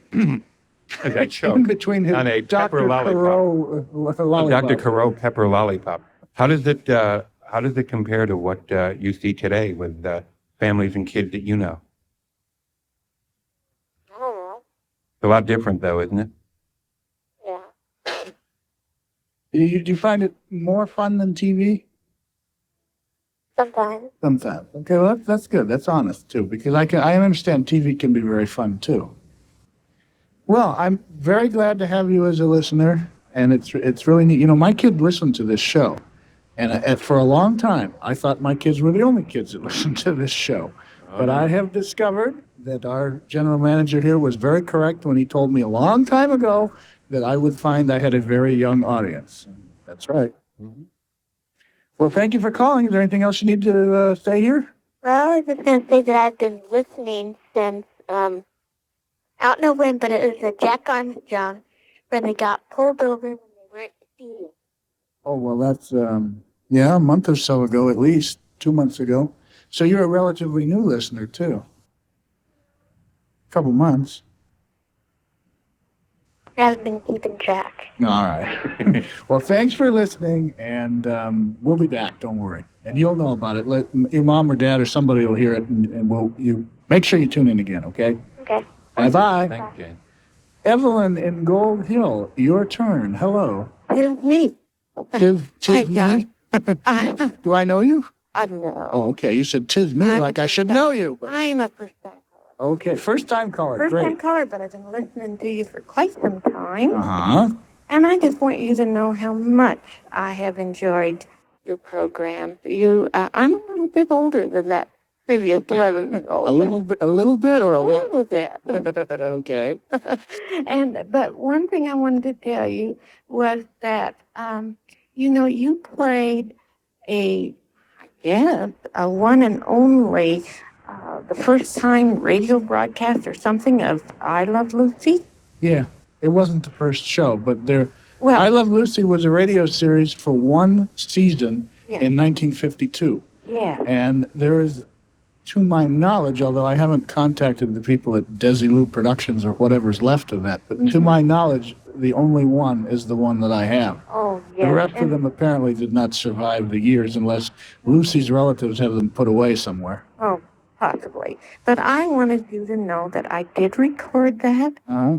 And from time to time, when I need a little uplift, I play it, and it just brings me so much pleasure. Well, actually, what they did with that radio show, I Love Lucy had been on TV for at least 2 years. I think they went on in 1950. And they had been on for a couple of years before they did the radio show. And I don't know why they did it, but what they did with the radio show was take the most popular of the TV skits that had been done to that point and converted them to radio shows. Because I was watching some reruns of Lucy a while ago, and the very same script that I have on the radio show was done on the TV show. Oh, it was? Yeah. So, they varied it a little bit for radio because they had to, but it was basically the same script. Well, I just really enjoy it, and I thank you so much because it, like I say, it really has brought me a lot of pleasure, a lot of memories from bygone days. And I really wish you well, and I hope you'll be back on soon. All right. Well, thank you. Thank you, John. Okay. Now, let's see. We'll give a station ID in a minute, but we're going to play Amos and Andy. And after Amos and Andy, if you want to call in, we'll take a few more calls, I guess, whatever. It's up to what you want to do. It's the last show, and I'll let the audience drive this one for a change. I'm John Tefteller. With me in the studio is KOPE General Manager Alan Corbett, who's not going to stay here all night. I don't know if he's going to go home now or wait until a little bit later, but that's fine. You're welcome to stay as long as I'm you going to hang wish. in with you another hour. Okay, he's going to hang in another hour. Great. You're listening to the Good Old Days of Radio show on KOPE FM 103.5 Medford, 92.9 Grants Pass, and 101.1 Rogue River. This is the last Good Old Days of Radio show. We are going to go, well, maybe till midnight, until I get tired and run out of shows, one or the other. And the way it's been going with the calls, it'll probably be till midnight. So, Susie, I'll be home when I can. Hang on. Anyway. Right. Good night. All right, we have a clear board at the moment. So, Alan, you want to hang on, or are you getting... Well, I'm going to get out of here. I'm going to tell you this, John. Yeah. One more time, I really want to thank you very, very much. I think one of the things the listeners don't know about you is you did this program the entire first year for not one penny, and you sure aren't getting rich on it the second year that you did it either. But you did it, and we appreciate it, and the listeners do. It's been a joy having you here in the good old days of radio. I obviously wish you the very, very best of luck in your future political endeavors. Thank you. And we all look forward to having you back here. But you're a guy who got here through snowstorms, Ice Storm, yes, it is. You never let us down. You had a beautiful compilation of tape we could play when you couldn't be here, and it became a part of a lot of our lives. And I know I speak for the listeners there too. And I'll tell you that there is a place here for you when you finish what you're doing here. And the hours may slightly change; they may have to, but they won't change a lot. And I look forward to you coming back with us as soon as you can. Again, I appreciate the board of directors of KOPE and you as a friend that have seen me through all this too and listened in, and all the listeners out there, and producer Tony and producer Nick and producer Josh and everyone else I've worked with over the last 3 years. It's been a lot of fun, and it's not like it's going to disappear forever, guys. Don't worry, I'll come back. It's just a temporary break while I move on with a different segment of life. We are going to take a break at the moment. Thank you, KOPE General Manager Alan Corbett, for sitting in with me tonight. I'm going to continue on till midnight, folks. If you want to stay up, I'll be here. We've got 2 more radio shows we can play, and we can even take a few more calls if you want. So you have a choice. You can dial 664-8255 or 1-800-449-8255 and you can talk to me for 10 or 15 minutes, or we can go right to shows or both or whatever you want to do. So we'll be back after a break. Your choice. Shows or calls after this. Okay, that's it. Okay, well, if you stayed all the way through that, then you're hearing this part. That was 1992, a long time ago. 94. Oh, 94. Okay, whatever. I think it was 92 when you started doing that show, or somewhere around there. Yeah, somewhere around there. I found it interesting. I'd forgotten about all the callers, and that's something that we really can't do on this podcast. I wish there was a way we could do it, because it would be interesting to hear from the listeners that we have now, some 30 years later, but we record these things at odd times and odd days and kind of haphazardly, so it's not really a way to schedule to have calls. Maybe we can figure out how to do that. I don't know. I'll leave that to you. But yeah, that's anyway, almost becoming a lost art form now. It's the art call-in form, show. Taking calls. Yeah, who does that anymore? I did find listening to this very interesting, the discussion of young people listening to the program. And Alan Corbett reminded me that he had said when he was putting together the idea of doing this, that there would be a lot of young listeners to the show. And I didn't agree with him at the time, because I thought, well, why? They don't know what this stuff is. We're playing this for people who are like in their 60s, 70s, 80s, whatever. And all of a sudden we had all these young listeners, including producer Daniel, who's sitting next to me right now, who's the impetus for this coming back. This whole thing about, you're coming back. Well, yeah, I came back for a little while, and then the station sold, and they changed hands, and there was no longer a Good Old Days of Radio show. And that went on for 20-some years until producer Daniel here came along and said, would you like to do this again? Yeah. And I'm like, oh, okay. Man, talk about technology changing and radio changing and all of those things. Yeah, everything has changed. Yeah, there's not much. Well, there's still talk radio, but not like it was back then. Yeah, it's very rare now. For those wondering, I lost the race I was running for. That didn't go anywhere, but it was interesting to try. Also, all the talk about Amos and Andy, but boy, I remember when I did that show back in the 90s, we played Amos and Andy one time, and we had such a reaction to it that all of a sudden I was scheduling Amos and Andy for almost every week. Yeah. And we played a lot of Amos and Andy. Now, I think at one point you were playing 2. Oh. This was after you came back, and your format had changed slightly, but you were playing 2 Amos and Andys every show. Yeah, and because it was so popular, we were getting the ratings for the show when it was on in the Rogue Valley were the highest possible ratings on Saturday and Sunday night. We had, I don't know who takes care of all that, who does that survey, but I know Alan Corbett came to me and he said, you have the hottest show in the Rogue Valley on Saturday and Sunday night. I'm like, okay. And he said, you could it's probably because it was Amos and Andy. Well, you can tell by the number of people that called begging you to not leave the show. And that wasn't even all. That went on for a good 2 hours. And I cut a lot of those calls out. Oh, there was more. Oh, yeah. Okay. All right. Well, people love that show.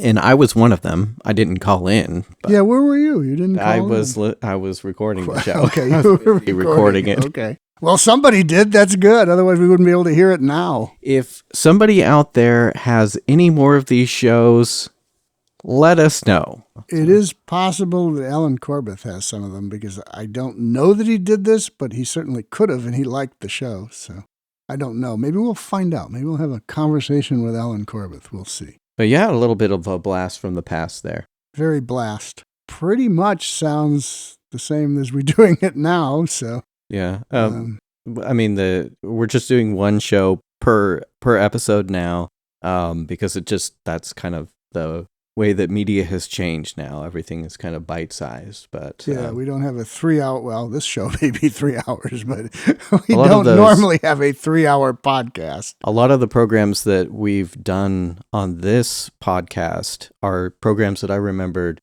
growing up listening to that made such a huge impression on me when I was a kid. And that's good.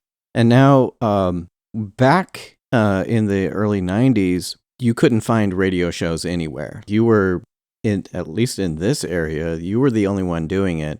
And then later on, maybe in Los Angeles. In Los Angeles, there you were could, a bunch, but and not New York here. and Chicago, but not in rural America, really. Yeah. So I have one other question, and then we can kind of move on to the next thing here. But back then, when you were doing this, and they said that you had one of the largest collections, how much bigger is your collection now? Well, as he's sitting here amongst box after box of transcription discs, including 1, 2, 3, 4, 5, about 9 boxes of shows that just came in from my last trip across the country. Back then, in the early 90s, I probably had maybe 10,000 programs, maybe somewhere in that range. And now we probably have, well, including stuff that we haven't got to that's just sitting around in storage, we have over 100,000 programs somewhere. So that's amazing. I'm doing the best I can. I'm only one person, and I'm 67 years old, and I'm filling up warehouses of stuff that my children are going to have to deal with at some point, and they're not real thrilled about that, but hey, at least it's being saved, so we try. Okay, so now we have a couple of special guests to bring on for our 500th episode. Corey Harker has agreed to come on and talk about radio preservation and the SPERDVAC archives and how you were involved in that, John. For those of you who don't know, Corey Harker is the current president of SPERDVAC, oversees an extensive archive of more than 100,000 radio programs, scripts, recordings, and historical materials. With him, we're happy to have John Gassman, who is a veteran old-time radio historian, archivist, broadcaster, and preservationist, along with his brother Larry Gassman, who is one of the best-known figures in the old-time radio community. Together, they, for many years, helped bring classic programs to new audiences through the long-running radio program Same Time, Same Station. Both of these gentlemen have been active with SPERDVAC and have also worked to preserve transcription discs. So, gentlemen, welcome to the Good Old Days of Radio show. And with that, I'm going to hand over the microphone to Corey. Well, basically what we wanted to do was take some time and obviously talk some about SPERDVAC honoring you with the contributors library in the title and talk about some things that you did in early SPERDVAC days and things you're doing now. For instance, I did get the Harpo CD the other day. Oh, good. John and Larry here, obviously, because they were there for part of this as well. No, we're here because we are old and remembered. I think. We're here because we're old. Okay. No, we're old and may not remember. That's what you should have said. Yeah, there you go.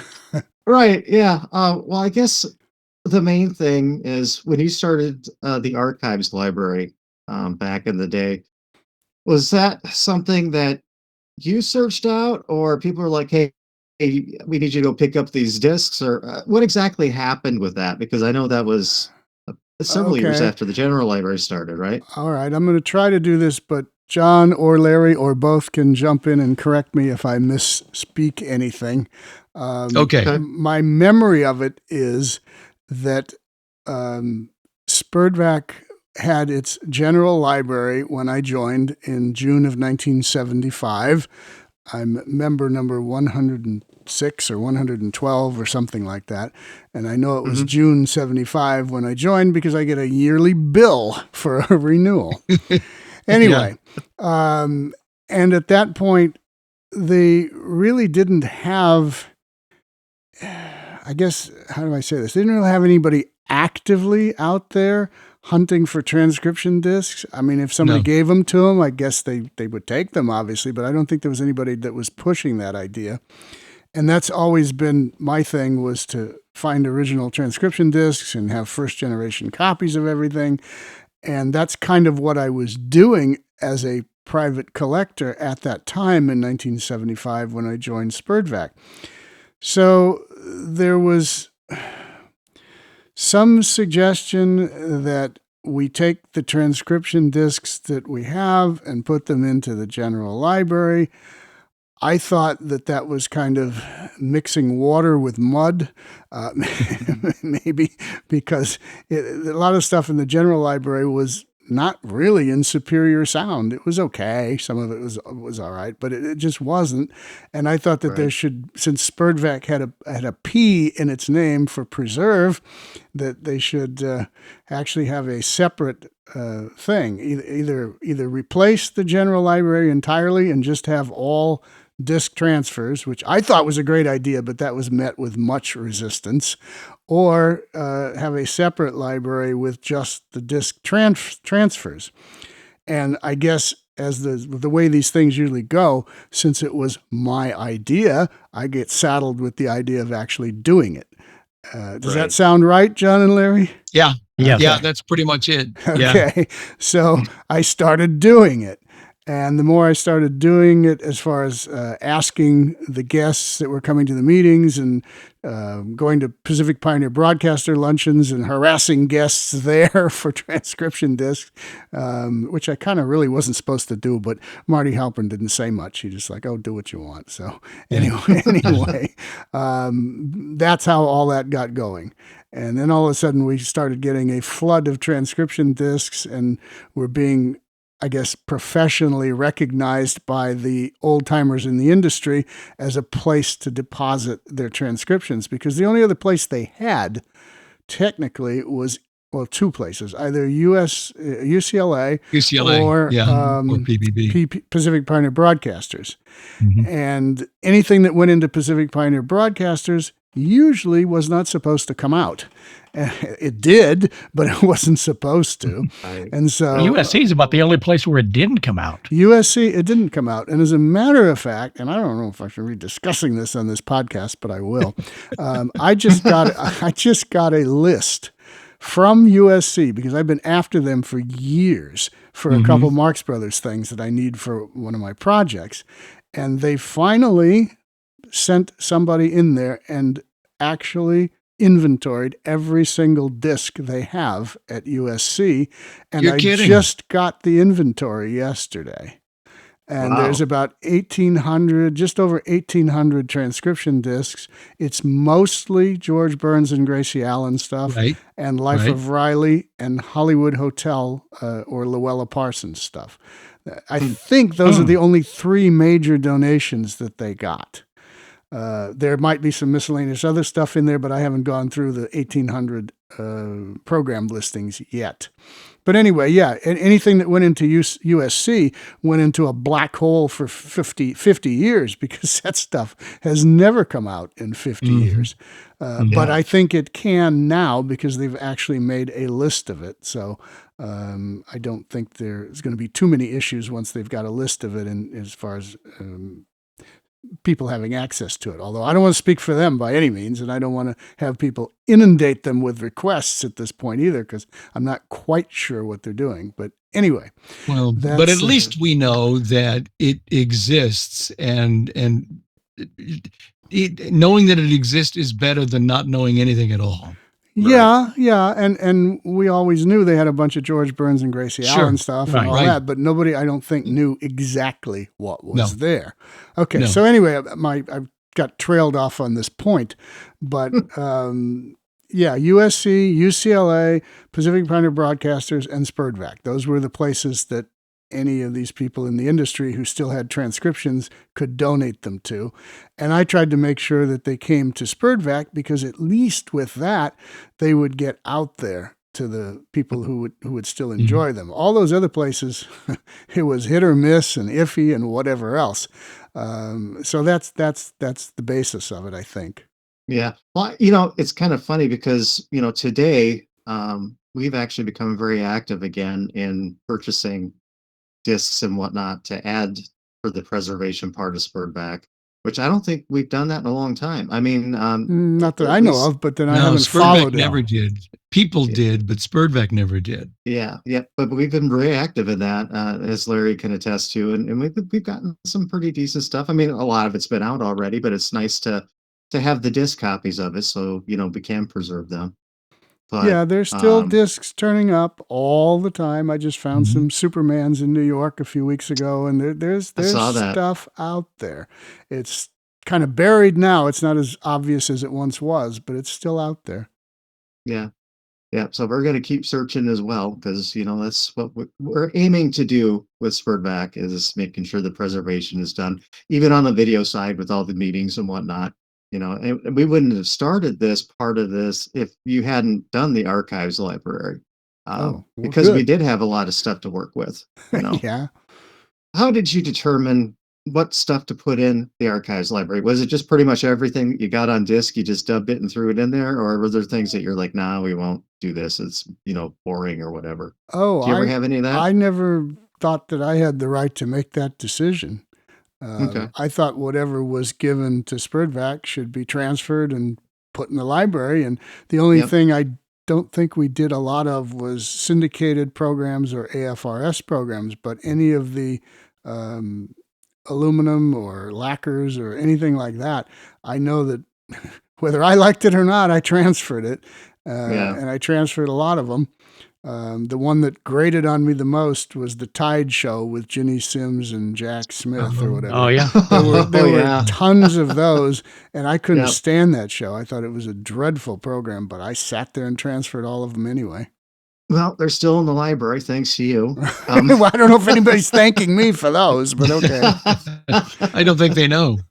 They don't know what? That it's so bad? That you transferred them and that you thought they were bad. Oh, well, I didn't say anything. I just did what I was you supposed just to did do. Yeah. And maybe somebody got some enjoyment about that with those. I don't know. We all have shows that we thought were just hideous and horrible.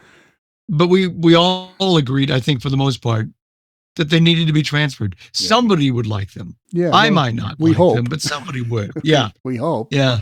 Now, I don't have to do that on this podcast. I can play what I want to play. And so there are many shows that people go, why don't you play this? And I'm like, because I don't like it. And I don't think it holds up well after all these years. So I just don't. But anyway, next question. Yeah. Well, okay. Let's talk about what you're doing now with preserving all these discs in your storage units and why you're still at it. I mean, I know why. We've had this discussion before, and I've seen it on Facebook as well.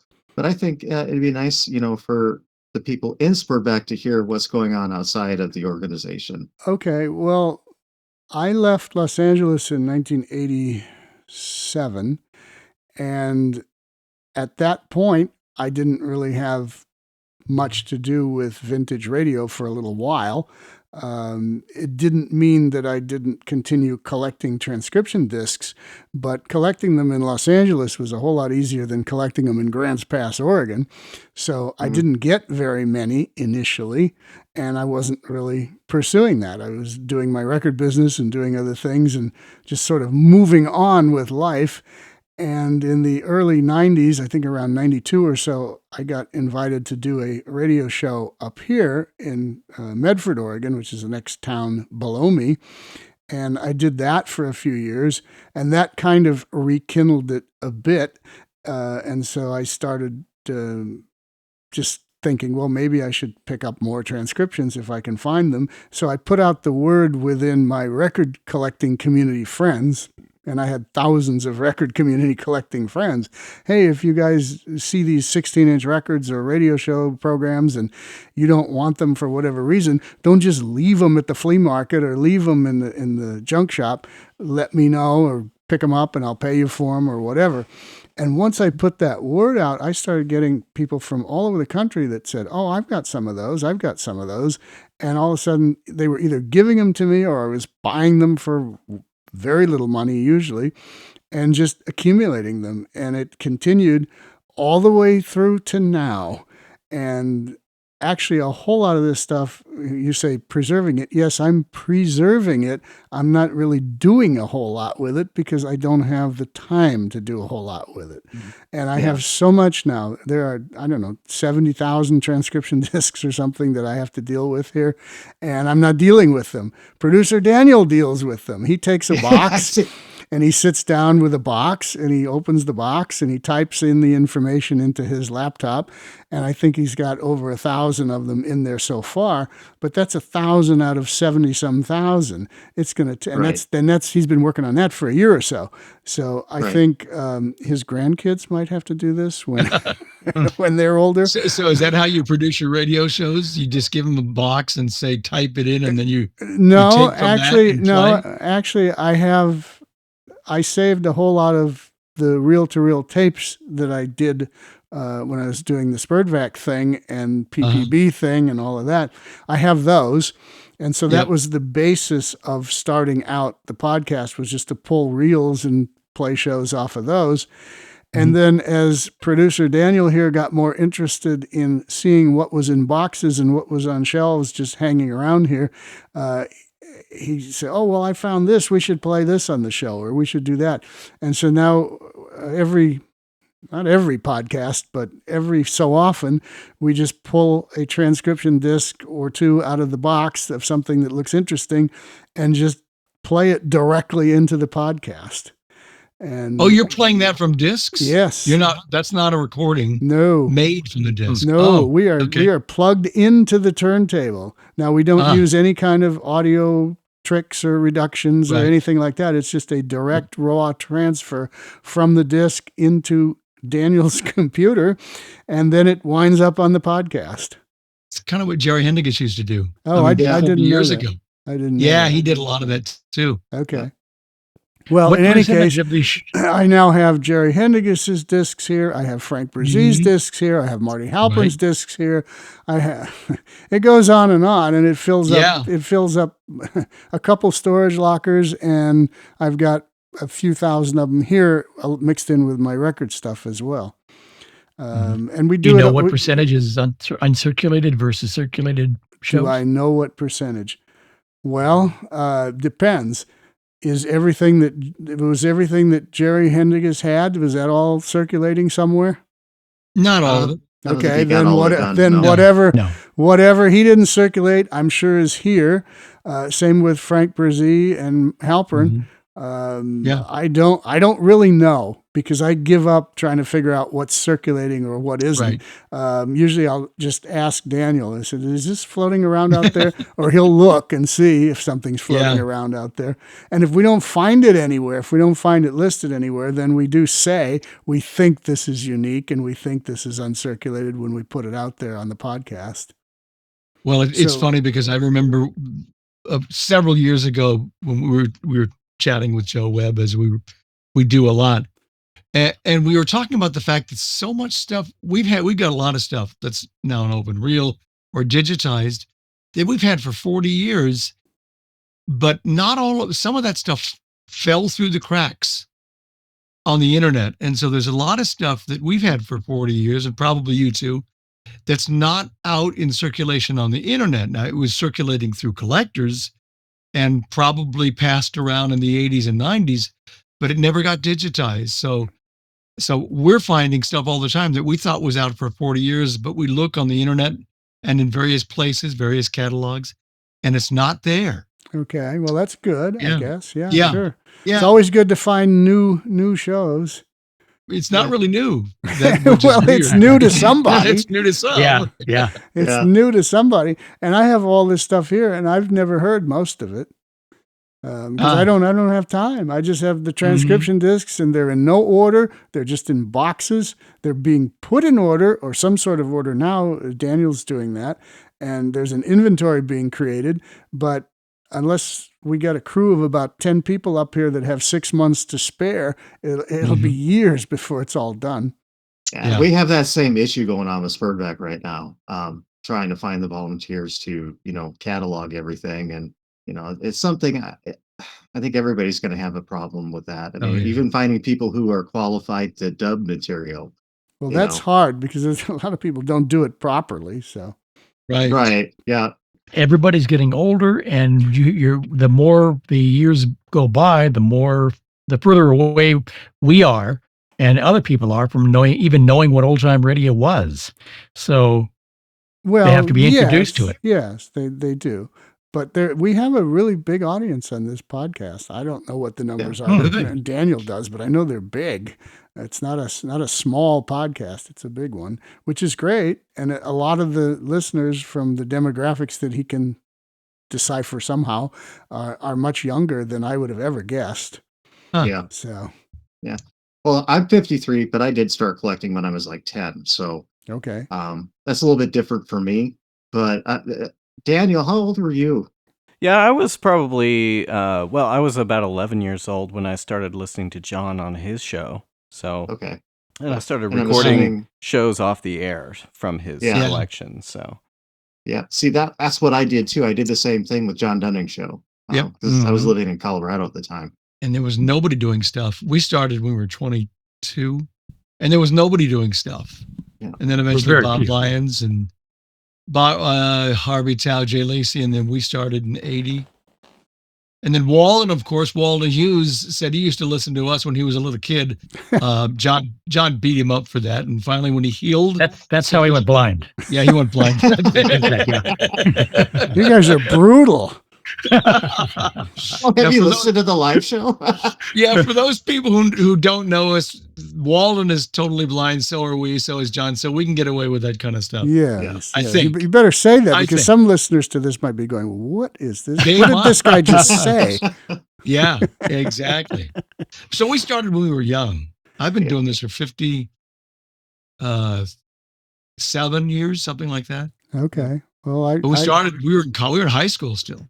Yeah, well, I'm 67, so yeah. So how long is this going to all continue? I don't know, but we have younger folks, so.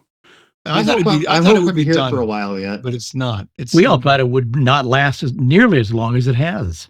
Oh, well, no, I think it'll last. It's just a matter of getting it out there to where people know it's out there and can listen to it, because that's why we have such a younger audience with my podcast, is somehow they found it and they pass that information amongst themselves or however it happens. And all of a sudden you have a large demographic of younger people listening to vintage radio. So yeah. No, and we're seeing that with SPERDVAC here the last couple of years. Yeah. Membership is growing.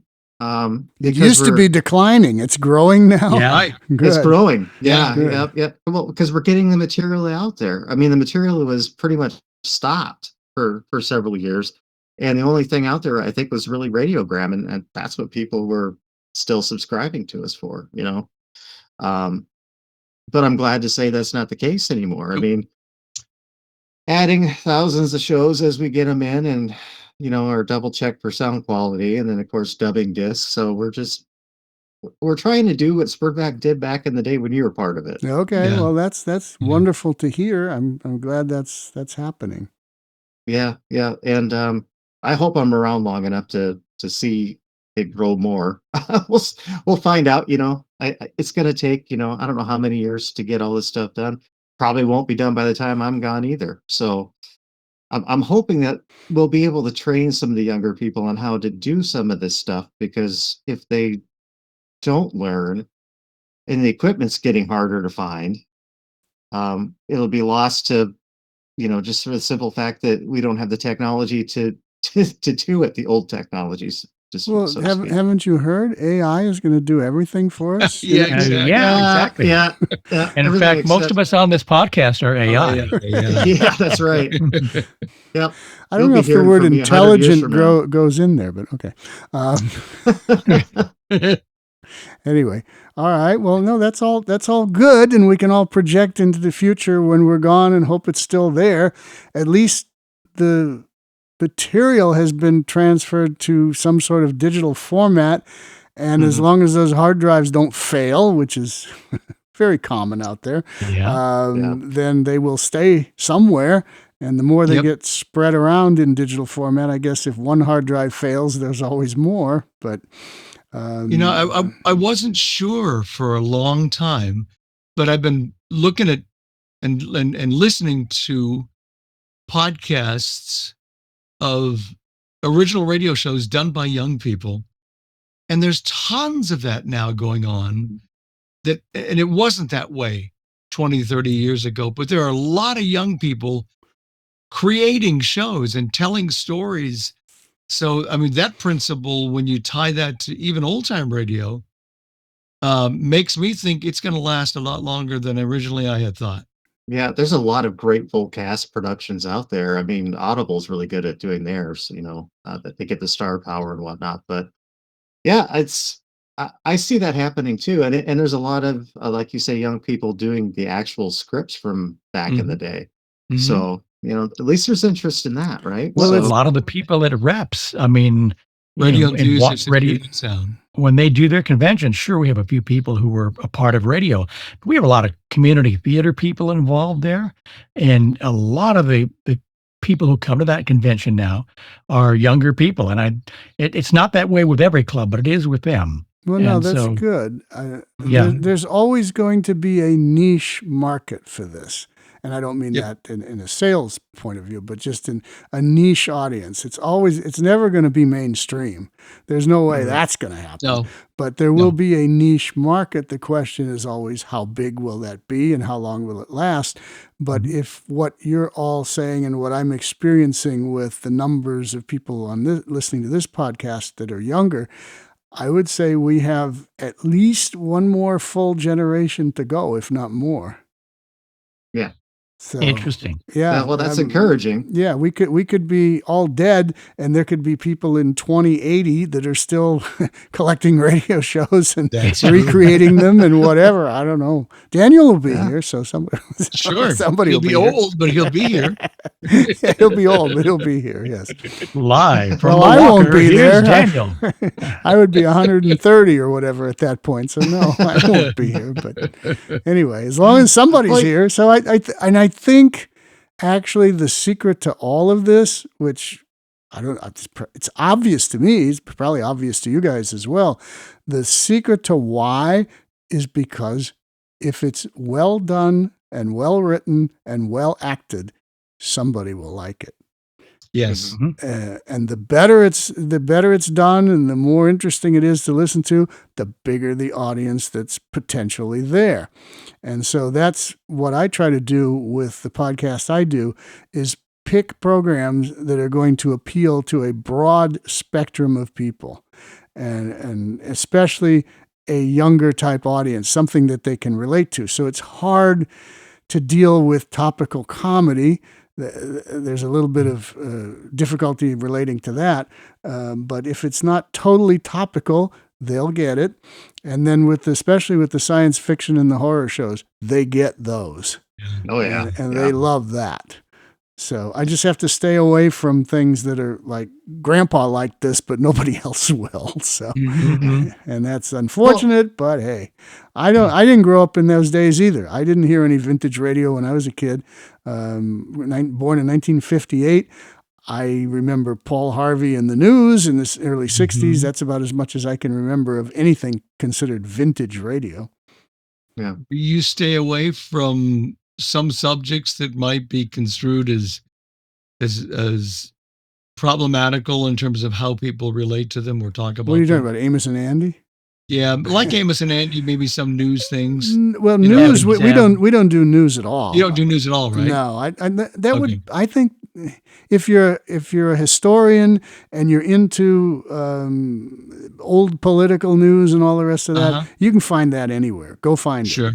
That I don't find. I mean, Edward R. Murrow was fine. All those guys were fine, but that's not something a modern audience can relate to. They don't want to hear about news from 1952 or whatever. As a rule, I mean, there might be a few exceptions here and there, but we never play it. As far as things like Amos and Andy, we've done Amos and Andy, and we did it with what's her name, Alva Green. Related to Eddie Green, who was actually one of the people on the show. Yeah. And she had no problem with it. She loved the show, and she was eager to talk about it and basically put down the idea that it was somehow very demeaning to African Americans and it shouldn't be played, it should be burned, and all this crazy stuff that goes on out there. So, no, I don't shy away from that. I don't shy away from any of the religious aspects, because there's things like family theater, in which they're saying the family that prays together stays together and things like that. That could be controversial to some in today's world, and I don't shy away from those either. So we really don't. I don't shy away from things unless I think they're just too darn boring to play. So. Yeah, that's interesting, that whole aspect of it, because you do hear that from some of the younger people, that there's just certain things that should never, ever be played again. You know, I've heard that, and I've always been, well, maybe because I was in Generation X, that whole generation was kind of in between what the boomers were and what the millennials, became. We were kind of used to that, because a lot of that stuff was still unfiltered when I was a kid. So, on TV and whatnot. Yeah. And I think there was even a documentary about that, like in 1983, about Amos and Andy. Yeah. There was. I didn't see that, but it should, as long as you put it into perspective and say, hey, we recognize that this could be controversial, but take a listen and see what you think. People should be allowed to think. I don't know. Maybe that's becoming a not so good thing these days. But they should be allowed to think. They should be allowed to have choices. And if they don't choose to listen to it, then don't choose to listen to it. But nobody needs to go burning down radio stations for playing it, or any crazy stuff that goes on out there with some things. I think it was called Anatomy of a Controversy. That's right. A controversy? Yeah, that's right. Yep, I remember. It was produced in Chicago. Yeah. I remember correctly. Yeah, it was. And we'll play just about anything on the air, unless we just think it's bad radio. Well, there some you of the go. stuff from the early 30s is just not interesting. Yeah, no, most of it is pretty bad. We want people to expand their knowledge and listen, and sometimes they really enjoy it. So we'll play almost anything, but we don't play everything. No Cecil and Sally, huh? Oh, no, we played a couple of episodes just to show people what radio was to show like. people how bad radio could be. Oh. Okay. Well, Doug, don't tell Doug Hopkins. Yeah, don't tell Doug that. I don't know who that is, but whatever. Doug loves that show. Oh, okay. Cecil and Sally. And he did a lot of dubbing of that show. Yeah, and there's like 1,000 episodes of it. So I don't know why that is. Why some of the shows that are examples of that show, shows that are less popular have more available. Okay, well, here's one for you. This is from the early 30s, and I need to find out who has these, so I'll just throw this out there. This probably has nothing to do with what we're talking about, but Kay Parker in Hollywood. Do you guys know that show? I know the name. Yeah. You know the name, but you don't know where they are. No. Okay. I do not. Okay. Well, Jerry Hennigas had some of them. And the reason I want them is because there's one where she goes and visits the Marx Brothers on the set of Duck Soup. And there's some real interesting ones in there. She goes to Zeppo's restaurant and interviews him about his newly opened restaurant. Wow. Cool. And I have copies of them from Jerry that are okay, but somebody's got those transcription discs, and I need to know who. But anyway. You guys don't know, so I'll continue my quest.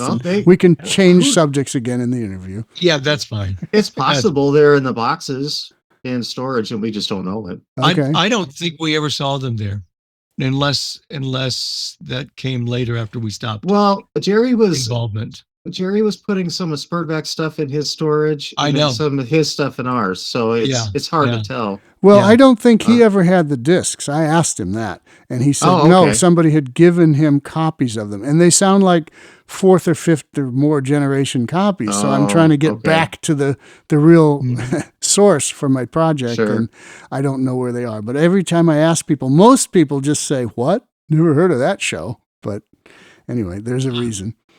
Interesting. Yeah. So, do you go to the Austin Record Show quite a bit? Yes. And several others around the country. Sure. Yeah, well, you're always on the road. We're actually planning on getting a booth there for SPERDVAC in the next one. Really? Yeah. Why would you do that? Well, it's a bunch of record geeks from the right. I mean, some of them may like radio. I get it, but okay. Well, Yeah, try I it. think just kind of right. Let's try to do something that's kind of in the same vein. We're talking about getting some. I don't think we're going to do LPs, but maybe some of the old slip sheet ones. The plastic ones you had to put a penny on it to hold it down. What are we talking With about? some, I don't know. The discs. You're going to sell some discs there? Good luck with that. No. The plastic. The things they used to send you in magazines, it would be like a plastic sheet. Like an Avatar sound sheet? those sound sheet. That's what. Okay. Yep, that's Sound what I was sheet. looking for. Yeah. Yeah, we were going to actually get some of those manufactured with some, samples from our collection to hand out. Huh. And have Okay. Well, it's a very unusual crowd. There's a small number of people there that buy things like I want, which is 20s to 50s blues and rock and roll. And then there's a whole crowd of younger people that want heavy metal and all that modern day music. So if you think they're going to get into radio, give it a try and see. Yeah, I mean, I think it's worth a shot because really a lot of the other fan expos also have nothing to do with us anymore. There's That didn't no sound nostalgia good. stuff. Well, there's no more Mid-Atlantic Nostalgia Convention. Right. No. Right. That stopped. Yep. The only other major record fair that you might go to if you're going to go to record fairs would be the WFMU record fair in New York City, which happens once or twice a year. I've never gone to it, but it is right in the heart of New York City, and they get a gigantic crowd of people in there. That would be something to look at too. I think Michael Bill goes to those a lot. Yeah, I don't know if he goes to that. He goes to the ones that are a little more designed for 78s and things like that. Right. And those are much smaller. Much smaller. Those are like 10 guys in a room. The WFMU will be thousands of people. Yeah. And Austin will be thousands of people. They actually had an attendance record on this last show last week of over 10,000 people on a day. Wow. So it was big. So even if we get 100 people that are interested, then that'd be fine. Well, I would hope you get 100 people. I would hope you get 20 people, but whatever. I'll be there. I'll encourage you.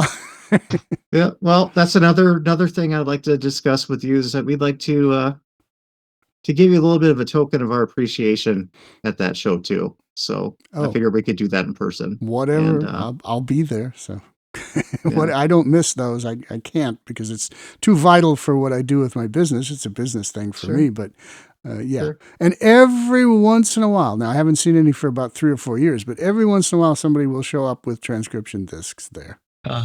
It has happened, and some interesting things. There was a town hall tonight with Fred Allen that turned up at that thing a few years ago. Wow. So yeah, there are once in a great while, because those are all record people that go scrounging around yard sales and flea markets and whatever, and then they bring their stuff into the show to sell it. So once in a while there'll be a radio thing there, and usually they call it to my attention, and I usually wind up buying it and taking it home. But I haven't seen anything for the last few years. Yeah, well, that would definitely pique my interest as well. I love record shows personally. Oh, so. well, good. Then you're going to spend a lot of money. Make sure you leave your checkbook at home. Right. Yeah.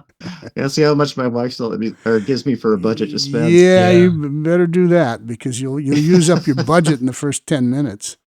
Right. I don't know what you want to buy, but there's thousands and thousands and thousands of records. Yeah. Well, I'm always into the weird one-off novelty stuff, Okay. rock albums that are Yeah, hard to find. plenty of that. All right. Yeah. So, and 78. So, yeah, I'm just kind of all over the place. Okay. So are there any, how do I say it, funny or interesting stories about you running around looking for discs or, chasing a lead on some? Oh, wow. Well, most of that goes back a long ways. Maybe John or Larry could remember one of them, but from the 70s and early 80s period, I don't have a whole lot of memories of specific things other than going to Cecil B. DeMille's house to take the Lux Radio Theaters out of his cabinets, and a few other things like that. Um, most of my experiences that would be unusual on the road looking for records and then stumbling into transcription discs, a lot of that usually results in disaster because by the time I get to some of this stuff, there was a radio station in Michigan, and they had a record library that they wanted to sell, and I went up there to look at the record library in the dead of winter with snow and ice all over everywhere. And when I was up there, I went through the 45s and the LPs and all that, and we made a deal for whatever I wanted. And then the guy that was the station manager said, "Oh, do you want those big records that used to have radio programs on them?" And I said, "Yeah, if you have some of those, I'll look at them." He said, "Well, they're out in the transmitter building." So we go trudging out in the snow, 3 foot high in the snow, trudging out to the transmitter building. He opens this door after having to shovel the snow away from the door to be able to get into the transmitter building. And inside are stacks of transcription discs. So I start picking them up, and it's Little Orphan Annie and all this stuff out of the mid to late 30s. And every darn one of them, as I'm pulling them out of the envelopes, they're shredding like confetti from sitting in that radio station forever. Out in the heat in the summertime and the freezing cold in the wintertime. That's what kills a transcription disc. I don't know. I assume you guys know that, but you can't have them in heat and then cold and heat and then cold. It causes them to rot. If you leave them all at a standard temperature, preferred temperatures around 65 to 68 degrees, and you keep the humidity out of there, they will last a long time. But as soon as you start storing them improperly, they start going to pieces. And that's what happened with this particular thing. And I remember just looking at all this and going, okay, let's see, a couple dozen Little Orphan Annies and Jack Armstrongs and all this other stuff from the mid to late 30s and all just confetti. It was totally useless. And the same thing happened with the Superman thing recently. There's a record guy in New York City who bought a huge collection of vintage film from a widow whose 103-year-old husband had dropped dead and left her with a literal house filled with vintage film on 16 and 35 millimeter. And he answered an ad, or she called him or whatever, and he goes over there and he makes the deal to buy all this film, but he has no way to move it. He has to get a van or a truck because he didn't realize how much film she actually had. So while he's looking at this film, he goes into another room and here's all these transcription discs. And he looks at them and he says, "What do you want to do with these?" And she goes, "Oh, you can have those if you want those too." So he says, "Okay, all right, yes, I want those too." Then she shows him another room which has a bunch of LPs that are all water damaged. And he says to her, "Well, I would normally buy these, but you've had a leak in here and they're all water damaged. So no, I don't want these."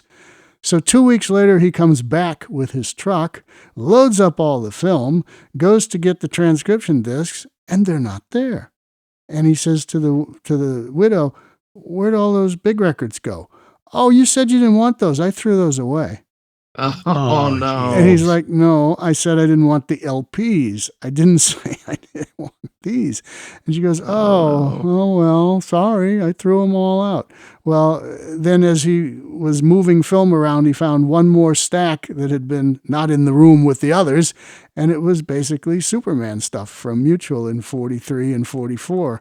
And I grabbed those. But, God knows what else was there, but it's all gone now. So those are the kind of heartaches you get on the road looking for transcription discs. So if that isn't exactly a funny story, but that's the kind of stuff I deal with. Yeah. Well, I heard John told me some stories John Dunning several years ago about some rumors of collectors who were, storing some discs in like oil drums and wouldn't let anybody look at them or, hear them. That's Have very you ever heard it? possible. Yeah. I mean, Have I like, seen anything like that? yeah. Have you seen or No. heard anything? Oil Okay. drums, no.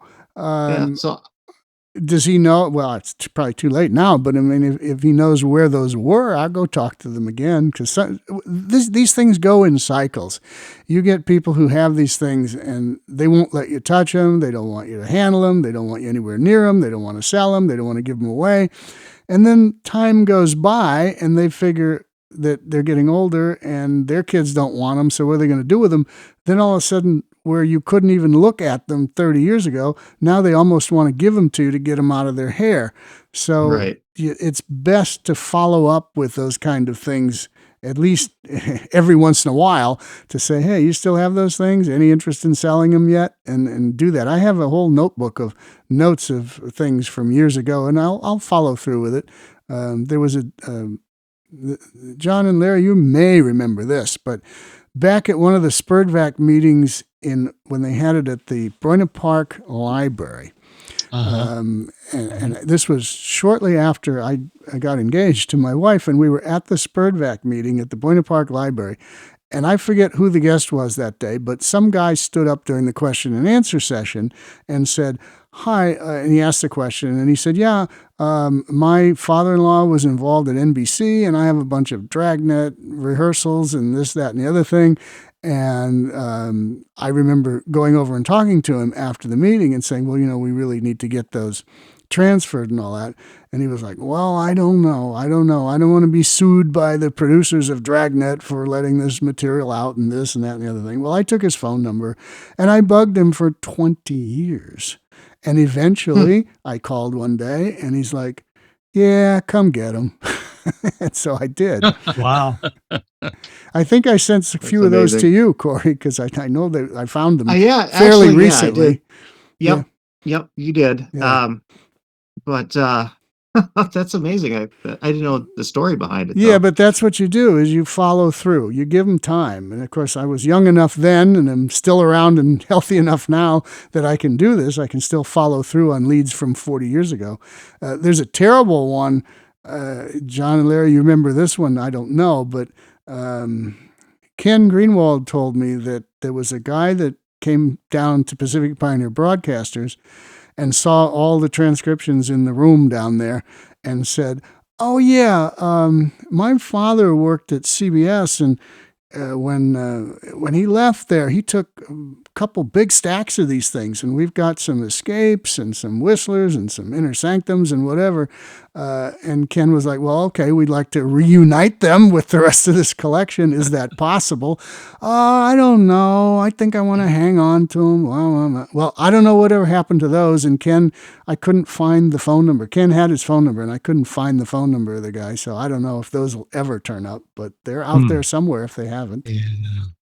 Yeah, I remember Ken telling us that story. Yeah, so those are sad. old stories, and they should still be out there, but you never know. A lot of times people come along and throw them in the garbage because they figure the kids don't know what they are. The guy that has them knows. Definitely toss them. The kids are going to go, what's these big records? If they're real smart, they'll go on the internet and try to figure it out. But if it's just stuff that's in the way, in the garbage they go. Yep.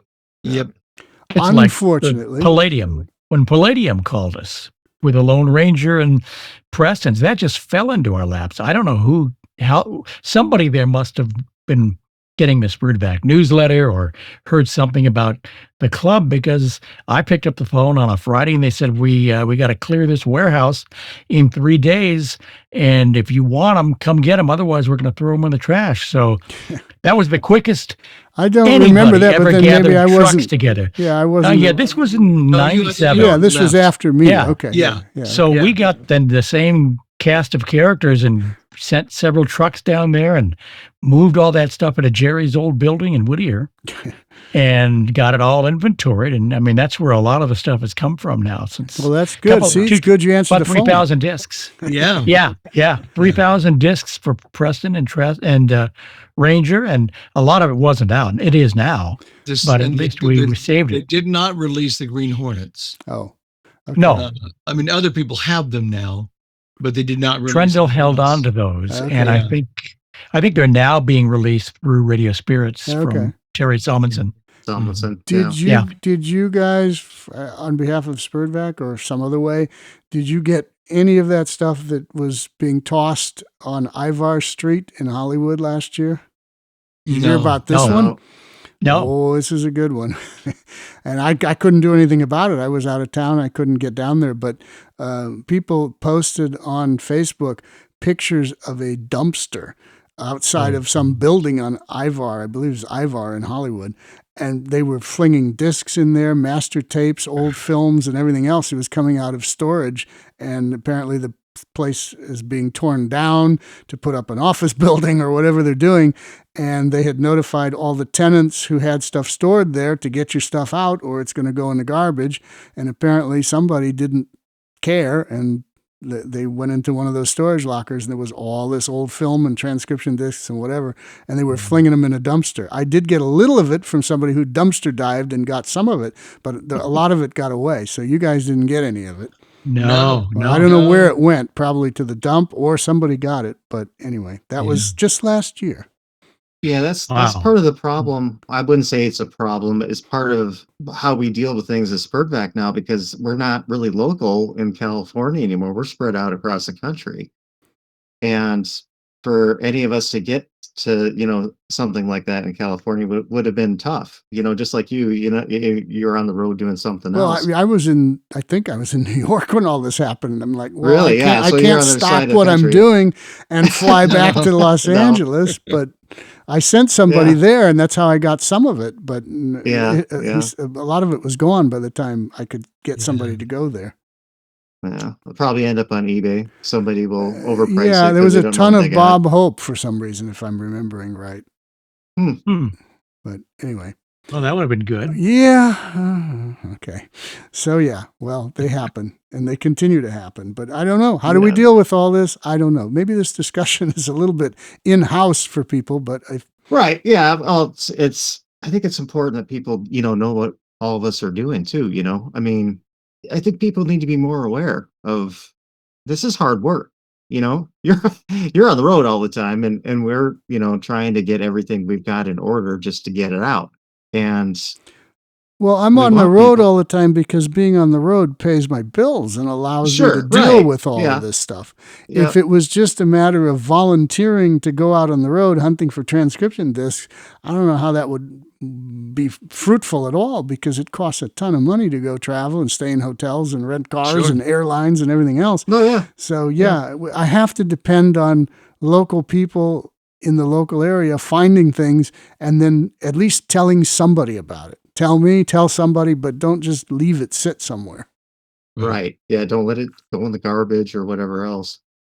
Yeah. No, that's part of getting the word out too, I think. Because right now, I think this is part of the problem with the newer generations listening to old time radio. And again, I don't know if this is a problem, but they're getting everything they want for free off the internet, and they don't think about what's going on with these organizations who are trying to save it in good quality sound. No, they don't. And some of them have an entitlement mentality that they're not everybody. There's some very nice people, but some of them do. They figure, well, it's on the internet, it's free, I'm entitled to have it.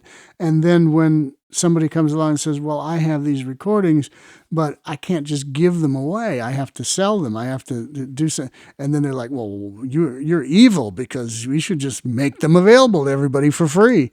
And it's like, yeah, not really, but I don't know how you overcome that mentality. Yeah, no, I don't either. And the fact that people do invest in these programs when they do buy them and whatnot, they got to make some money back, right? I mean, can't just give them away. I don't want to tell you how much money I've invested in them in the last 20 years, but a whole lot. And I don't think I'll ever see it back, but whatever. Yeah. Well, I mean, it's a love, right? Yeah, well, I wouldn't do it if it wasn't. Right. Yep. I'm sitting here surrounded by 7 boxes of 16-inch glass transcriptions that Harvey Tao gave me of his Lux Radio Theater rehearsal discs. And the sad thing about that is he didn't really, and I know he's going to listen to this, but he didn't really store them properly over the years. And half of them were flaked to gone. Just to pull them out of the envelope and they shred like confetti. But the half that was still okay is now here, sitting in a nice climate-controlled building, and I will preserve them. But again, another sad tale of stuff getting ruined. Yeah. What era is that from? 43 to 45, or 42 to 45. But they're all rehearsal discs. Yeah, so it's from the CB DeMille era. Yes. Yes. Yeah. Well, again, thank you for being one of the founders, especially the Archives Library, because it's who we are now today. I mean, that's basically the Archives Library has been turned into our general contributors library. And then we're building a new Archives Library from things that haven't been dubbed yet and some acquisitions that we've done over the past year. And we're just going to keep going that direction with that as well. Another question for you before we end this, and this is for all three of you. John and Larry, you were there when we went last summer to USC. Santa Barbara. Santa Barbara, yeah. They've got all the PPB stuff, is that correct? They used to be? Yeah. Okay. Getting them to release anything. Well, how do you feel on that? Do you think that they're going to be, because you were talking about USC earlier, is it going to be difficult as that was, or do you think they'll work with this? Well, have you asked them? Have you asked them? Has anybody asked them? We have. Yeah, we have asked them. And what answer do you get? Well, the answer we got was, and it's a lot different than SC, their answer, first of all, they're not really sure what to do or how to get it done to begin to actually transfer this stuff. This is brand new virgin territory for them. Yeah, they're used to 78s and cylinders. Yeah. And film. And film. Yeah. So it's like, well, we're looking at all this stuff. What do we do? And I think that's the big stumbling block. They said they'd be happy to, to keep in touch and work and see what we can do to help them. Because we've got people at SPERDVAC who can tell them how to dub this stuff. Right. Show them how to dub the stuff. I don't know that they go to get a good handle on that. That's what it sounds like to me. Yeah, and I know Dave Seibert, who runs that organization. Yeah, that's who we talked to. Yeah, and he's a nice man, and his heart's in the right place, and he doesn't. I don't believe he wants to just sit there and hoard it forever, but I also know that he doesn't really know what to do as far as how do we get this stuff transferred? How do we deal with this? Because I don't think they have a huge budget and a whole bunch of people that can sit there and do it. So how will it ever happen? And I don't have an answer for that. The only thing I could think of is if we had people that were trained to do it, that lived not too far from there, that could go there on a regular basis and either do it on the premises, or if they would allow it, to borrow small segments of it at a time and bring it somewhere and record it. I don't think he would object to that, but somebody has to be willing to put all that together. Yeah. Yeah. It's like, look, it's a huge mammoth project. It really is. I don't know what the presentation priorities are either. I mean, they may want to go with stuff that they know more about first, and because they also got all those open reels, and putting that together. I don't know what kind of shape the those original reels are in. Like Gunsmoke reels, or are you talking about something else? Yeah. No, well, anything PPB all the reel-to-reel masters from CBS. Yes, no, they have all that. Yeah. That's right. Yeah, and the same time, same station that John Price indicated. Oh, that's right. Yeah. Well, most of the PPB stuff was transferred to tape at one point, wasn't it? Yes. A lot of it was. I don't know if it all was. Yeah, I don't know about all of it either, but a whole lot of it was. Some of it could be done better, obviously, now. But I don't know. That's going to be something for somebody else to work out. Yeah, it's a huge project. But at least it didn't get thrown away. That stuff was scheduled to be thrown out. Yeah, I heard that. Yes. because the Thousand Oaks Library didn't want to store it anymore. Didn't want to store it. And the lawyer that they were dealing with was basically saying, look, if you don't want to store it anymore, let's just dump it. And at that point, there was a whole series of phone calls and whatever. There's a guy named Carrie Janelle who was on the board of Thousand Oaks Library. And when he heard they were going to dump it, that's when he flipped and decided to start making a bunch of phone calls. And it was Dave Seubert to the rescue who said, okay, we'll take it. Because otherwise it was literally going to go to the dump, every bit of that stuff. And the only problem that may be, and I don't know how much damage was done, but that stuff sat in a very hot storage locker out in the San Fernando Valley, or Thousand Oaks, or wherever they had it. I went there once, and it was just this massive storage locker, and it was blasting hot in there. And I don't know how much damage that did to the tapes or the discs, but at least now they are in climate-controlled storage at UC Santa Barbara. Yeah. But is that reversible? No. Based on the damage? No, it's not reversible. Once it starts, you can stop it, and it can just stay the way it is. It'll stabilize, but it's not reversible. Yeah. Interesting. I remember Carrie Janelle from KCSN, and he's a record collector. Yes. I remember, if it's the same Carrie That's Janelle. the same Carrie Janelle, yes. He Okay. was on the board of directors of the Thousand Oaks Library because he lives in Thousand Oaks. Okay. And he was part of the thing with that. And he was having to fight with the other board members because they just got tired of it. They didn't want to deal with it. They thought when they got that stuff, they thought they were going to get a $40 million building built and have a radio museum and all this stuff, even though some of us knew better that wasn't going to happen. And once they just got totally frustrated with it and were paying, I think it was $2,000 a month to store it in this massive storage locker. Once they were seeing the bills for that just accumulate every month and nothing being done with it, they felt their responsibility was to do something with it, even if it meant toss it all in the garbage and cut your losses. So, wow. Yeah. And a major disaster averted there, thanks to Carrie Janelle, actually. Yeah. Yep. Yeah. Yep. And Dave Seubert for agreeing to take it. Take it, yeah. No doubt. But it's going to be a while if they ever get it actually. Well, and hopefully they have enough money at their disposal to keep it. I mean, yeah, that's this the stuff other gets thing. How long handed are they going to around store so it? much? Right. Yeah. That's the thing. People always, I hear this all the time. Well, I want to give my stuff to an institution because they're going to cherish it. I don't want to sell it to private collectors. I don't want to just throw it out there. I want to give it to an institution where they're going to preserve it. Well, good luck with that because most of these institutions, and UC Santa Barbara is a good exception, and I'm happy to be able to cite them as an exception. Most of these institutions don't want it. If you tried to give more discs to USC, I don't think they would want them. They didn't want what they have. The same thing with UCLA and some of these other places, that the only reason they were getting things is because somebody there was actively pursuing them and was actively trying to acquire them on behalf of the university. But most of these universities don't have the space, the care, the desire, the whatever. And it's sad because then when they call the university or whatever archive it is and they say, do you want this stuff? And they say, no, we don't have the space or we don't have the way to deal with it. Then what do? They throw it away. They figure, well, nobody wants it. So, Right. And I've Very heard the bad. story often that a lot of these universities, they don't care about the radio stuff. They just care about the television and film because that's how they can make some money. By syndicating it or selling it. Yeah, there's no money in old radio, unfortunately. No. In fact, UCLA got rid of a lot of their stuff. They got rid of all of it except Benny, from what I hear. Where did they do? Where'd they get rid of it? They gave it to USC, from what I was told. Well, USC doesn't have it. No. It's not on this inventory that I just looked at. They gave it to other universities. And maybe somebody else has it, yeah.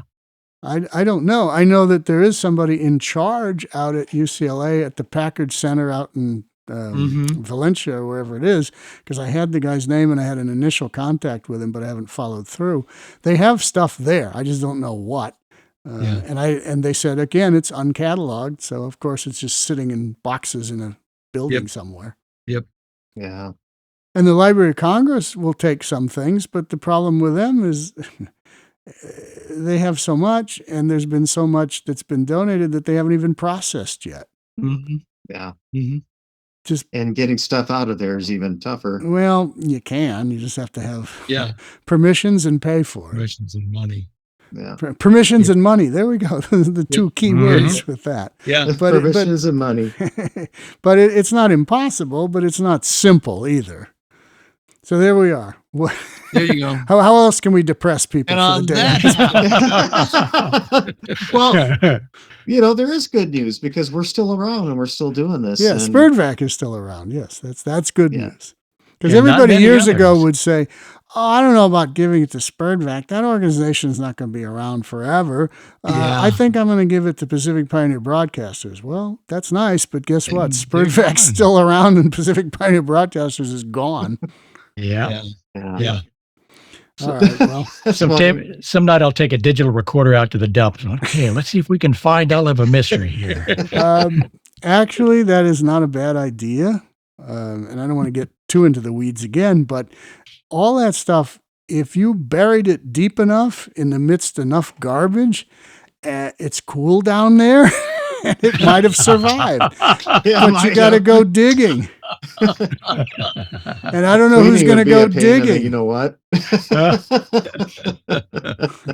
That's great. No, seriously, I'm not joking with this. I'm it sure- would No, survive. yeah. It would survive if it was put in with a bunch of garbage and bulldozed over, and you might have to scrape the dust and the dirt off of it, but it Yeah. would survive. It wouldn't sit underground and rot.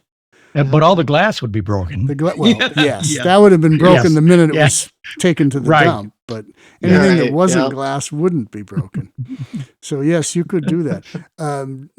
Do you know about the CBS stuff that was turned into freeway on-ramps in Los Angeles?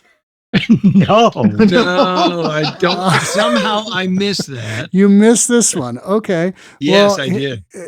I'm trying to remember who told me this story, but at some point I had inquired as to why the Pacific Pioneer Broadcasters collection from CBS, all the stuff that was at KNX, Right. why there was very little from the 30s in there.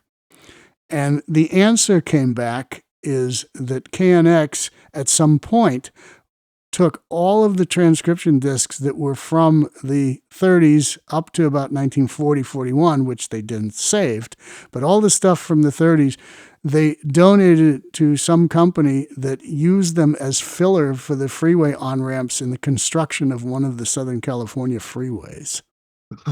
Wow. Wow. So here we go back to Depression land, but Yeah. there's where all your 1930s CBS radio programs are. You're driving over them when you go on the on-ramps in Lovely. Southern California. And every time you do, you hear a KNX jingle. Yeah, right.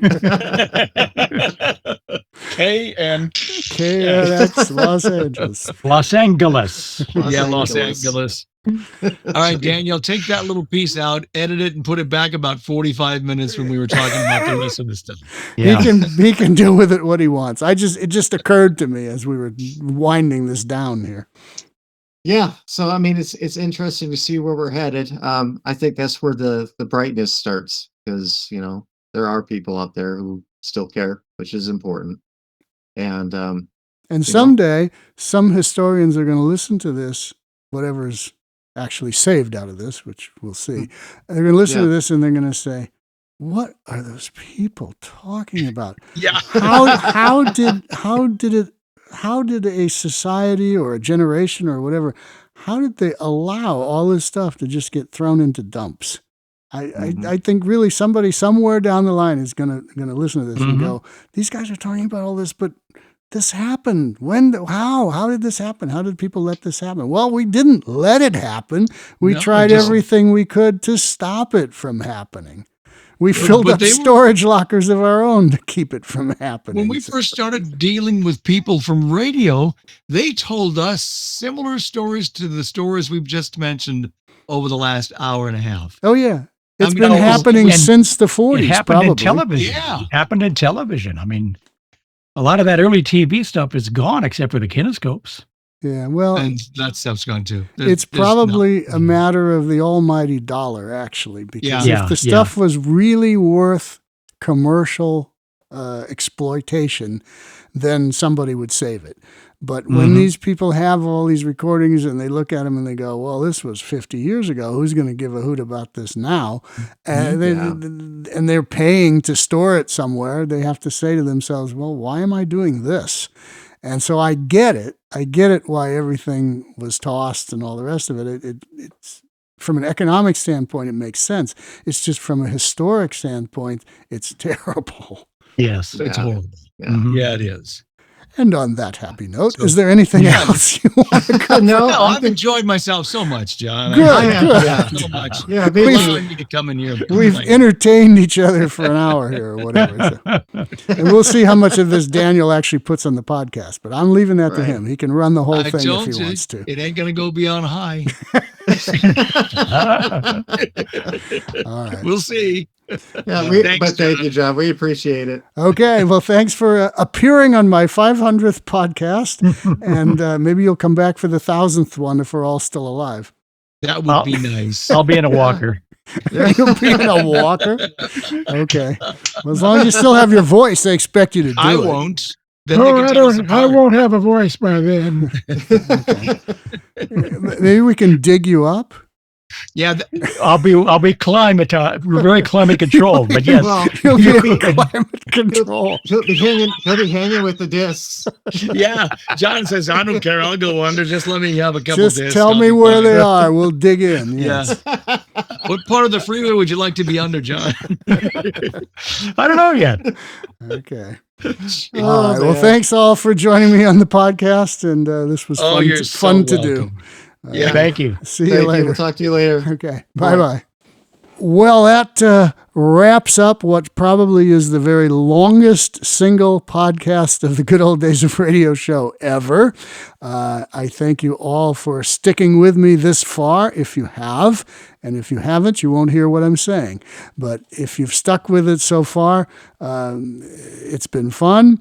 I'm glad that we got 500 of them done. Here's to another 500. I want to thank Corey Harker and John and Larry Gassman for joining me on this momentous occasion. And just say that the great preservation of the great radio shows continues and will continue, at least on my end, as long as I'm able.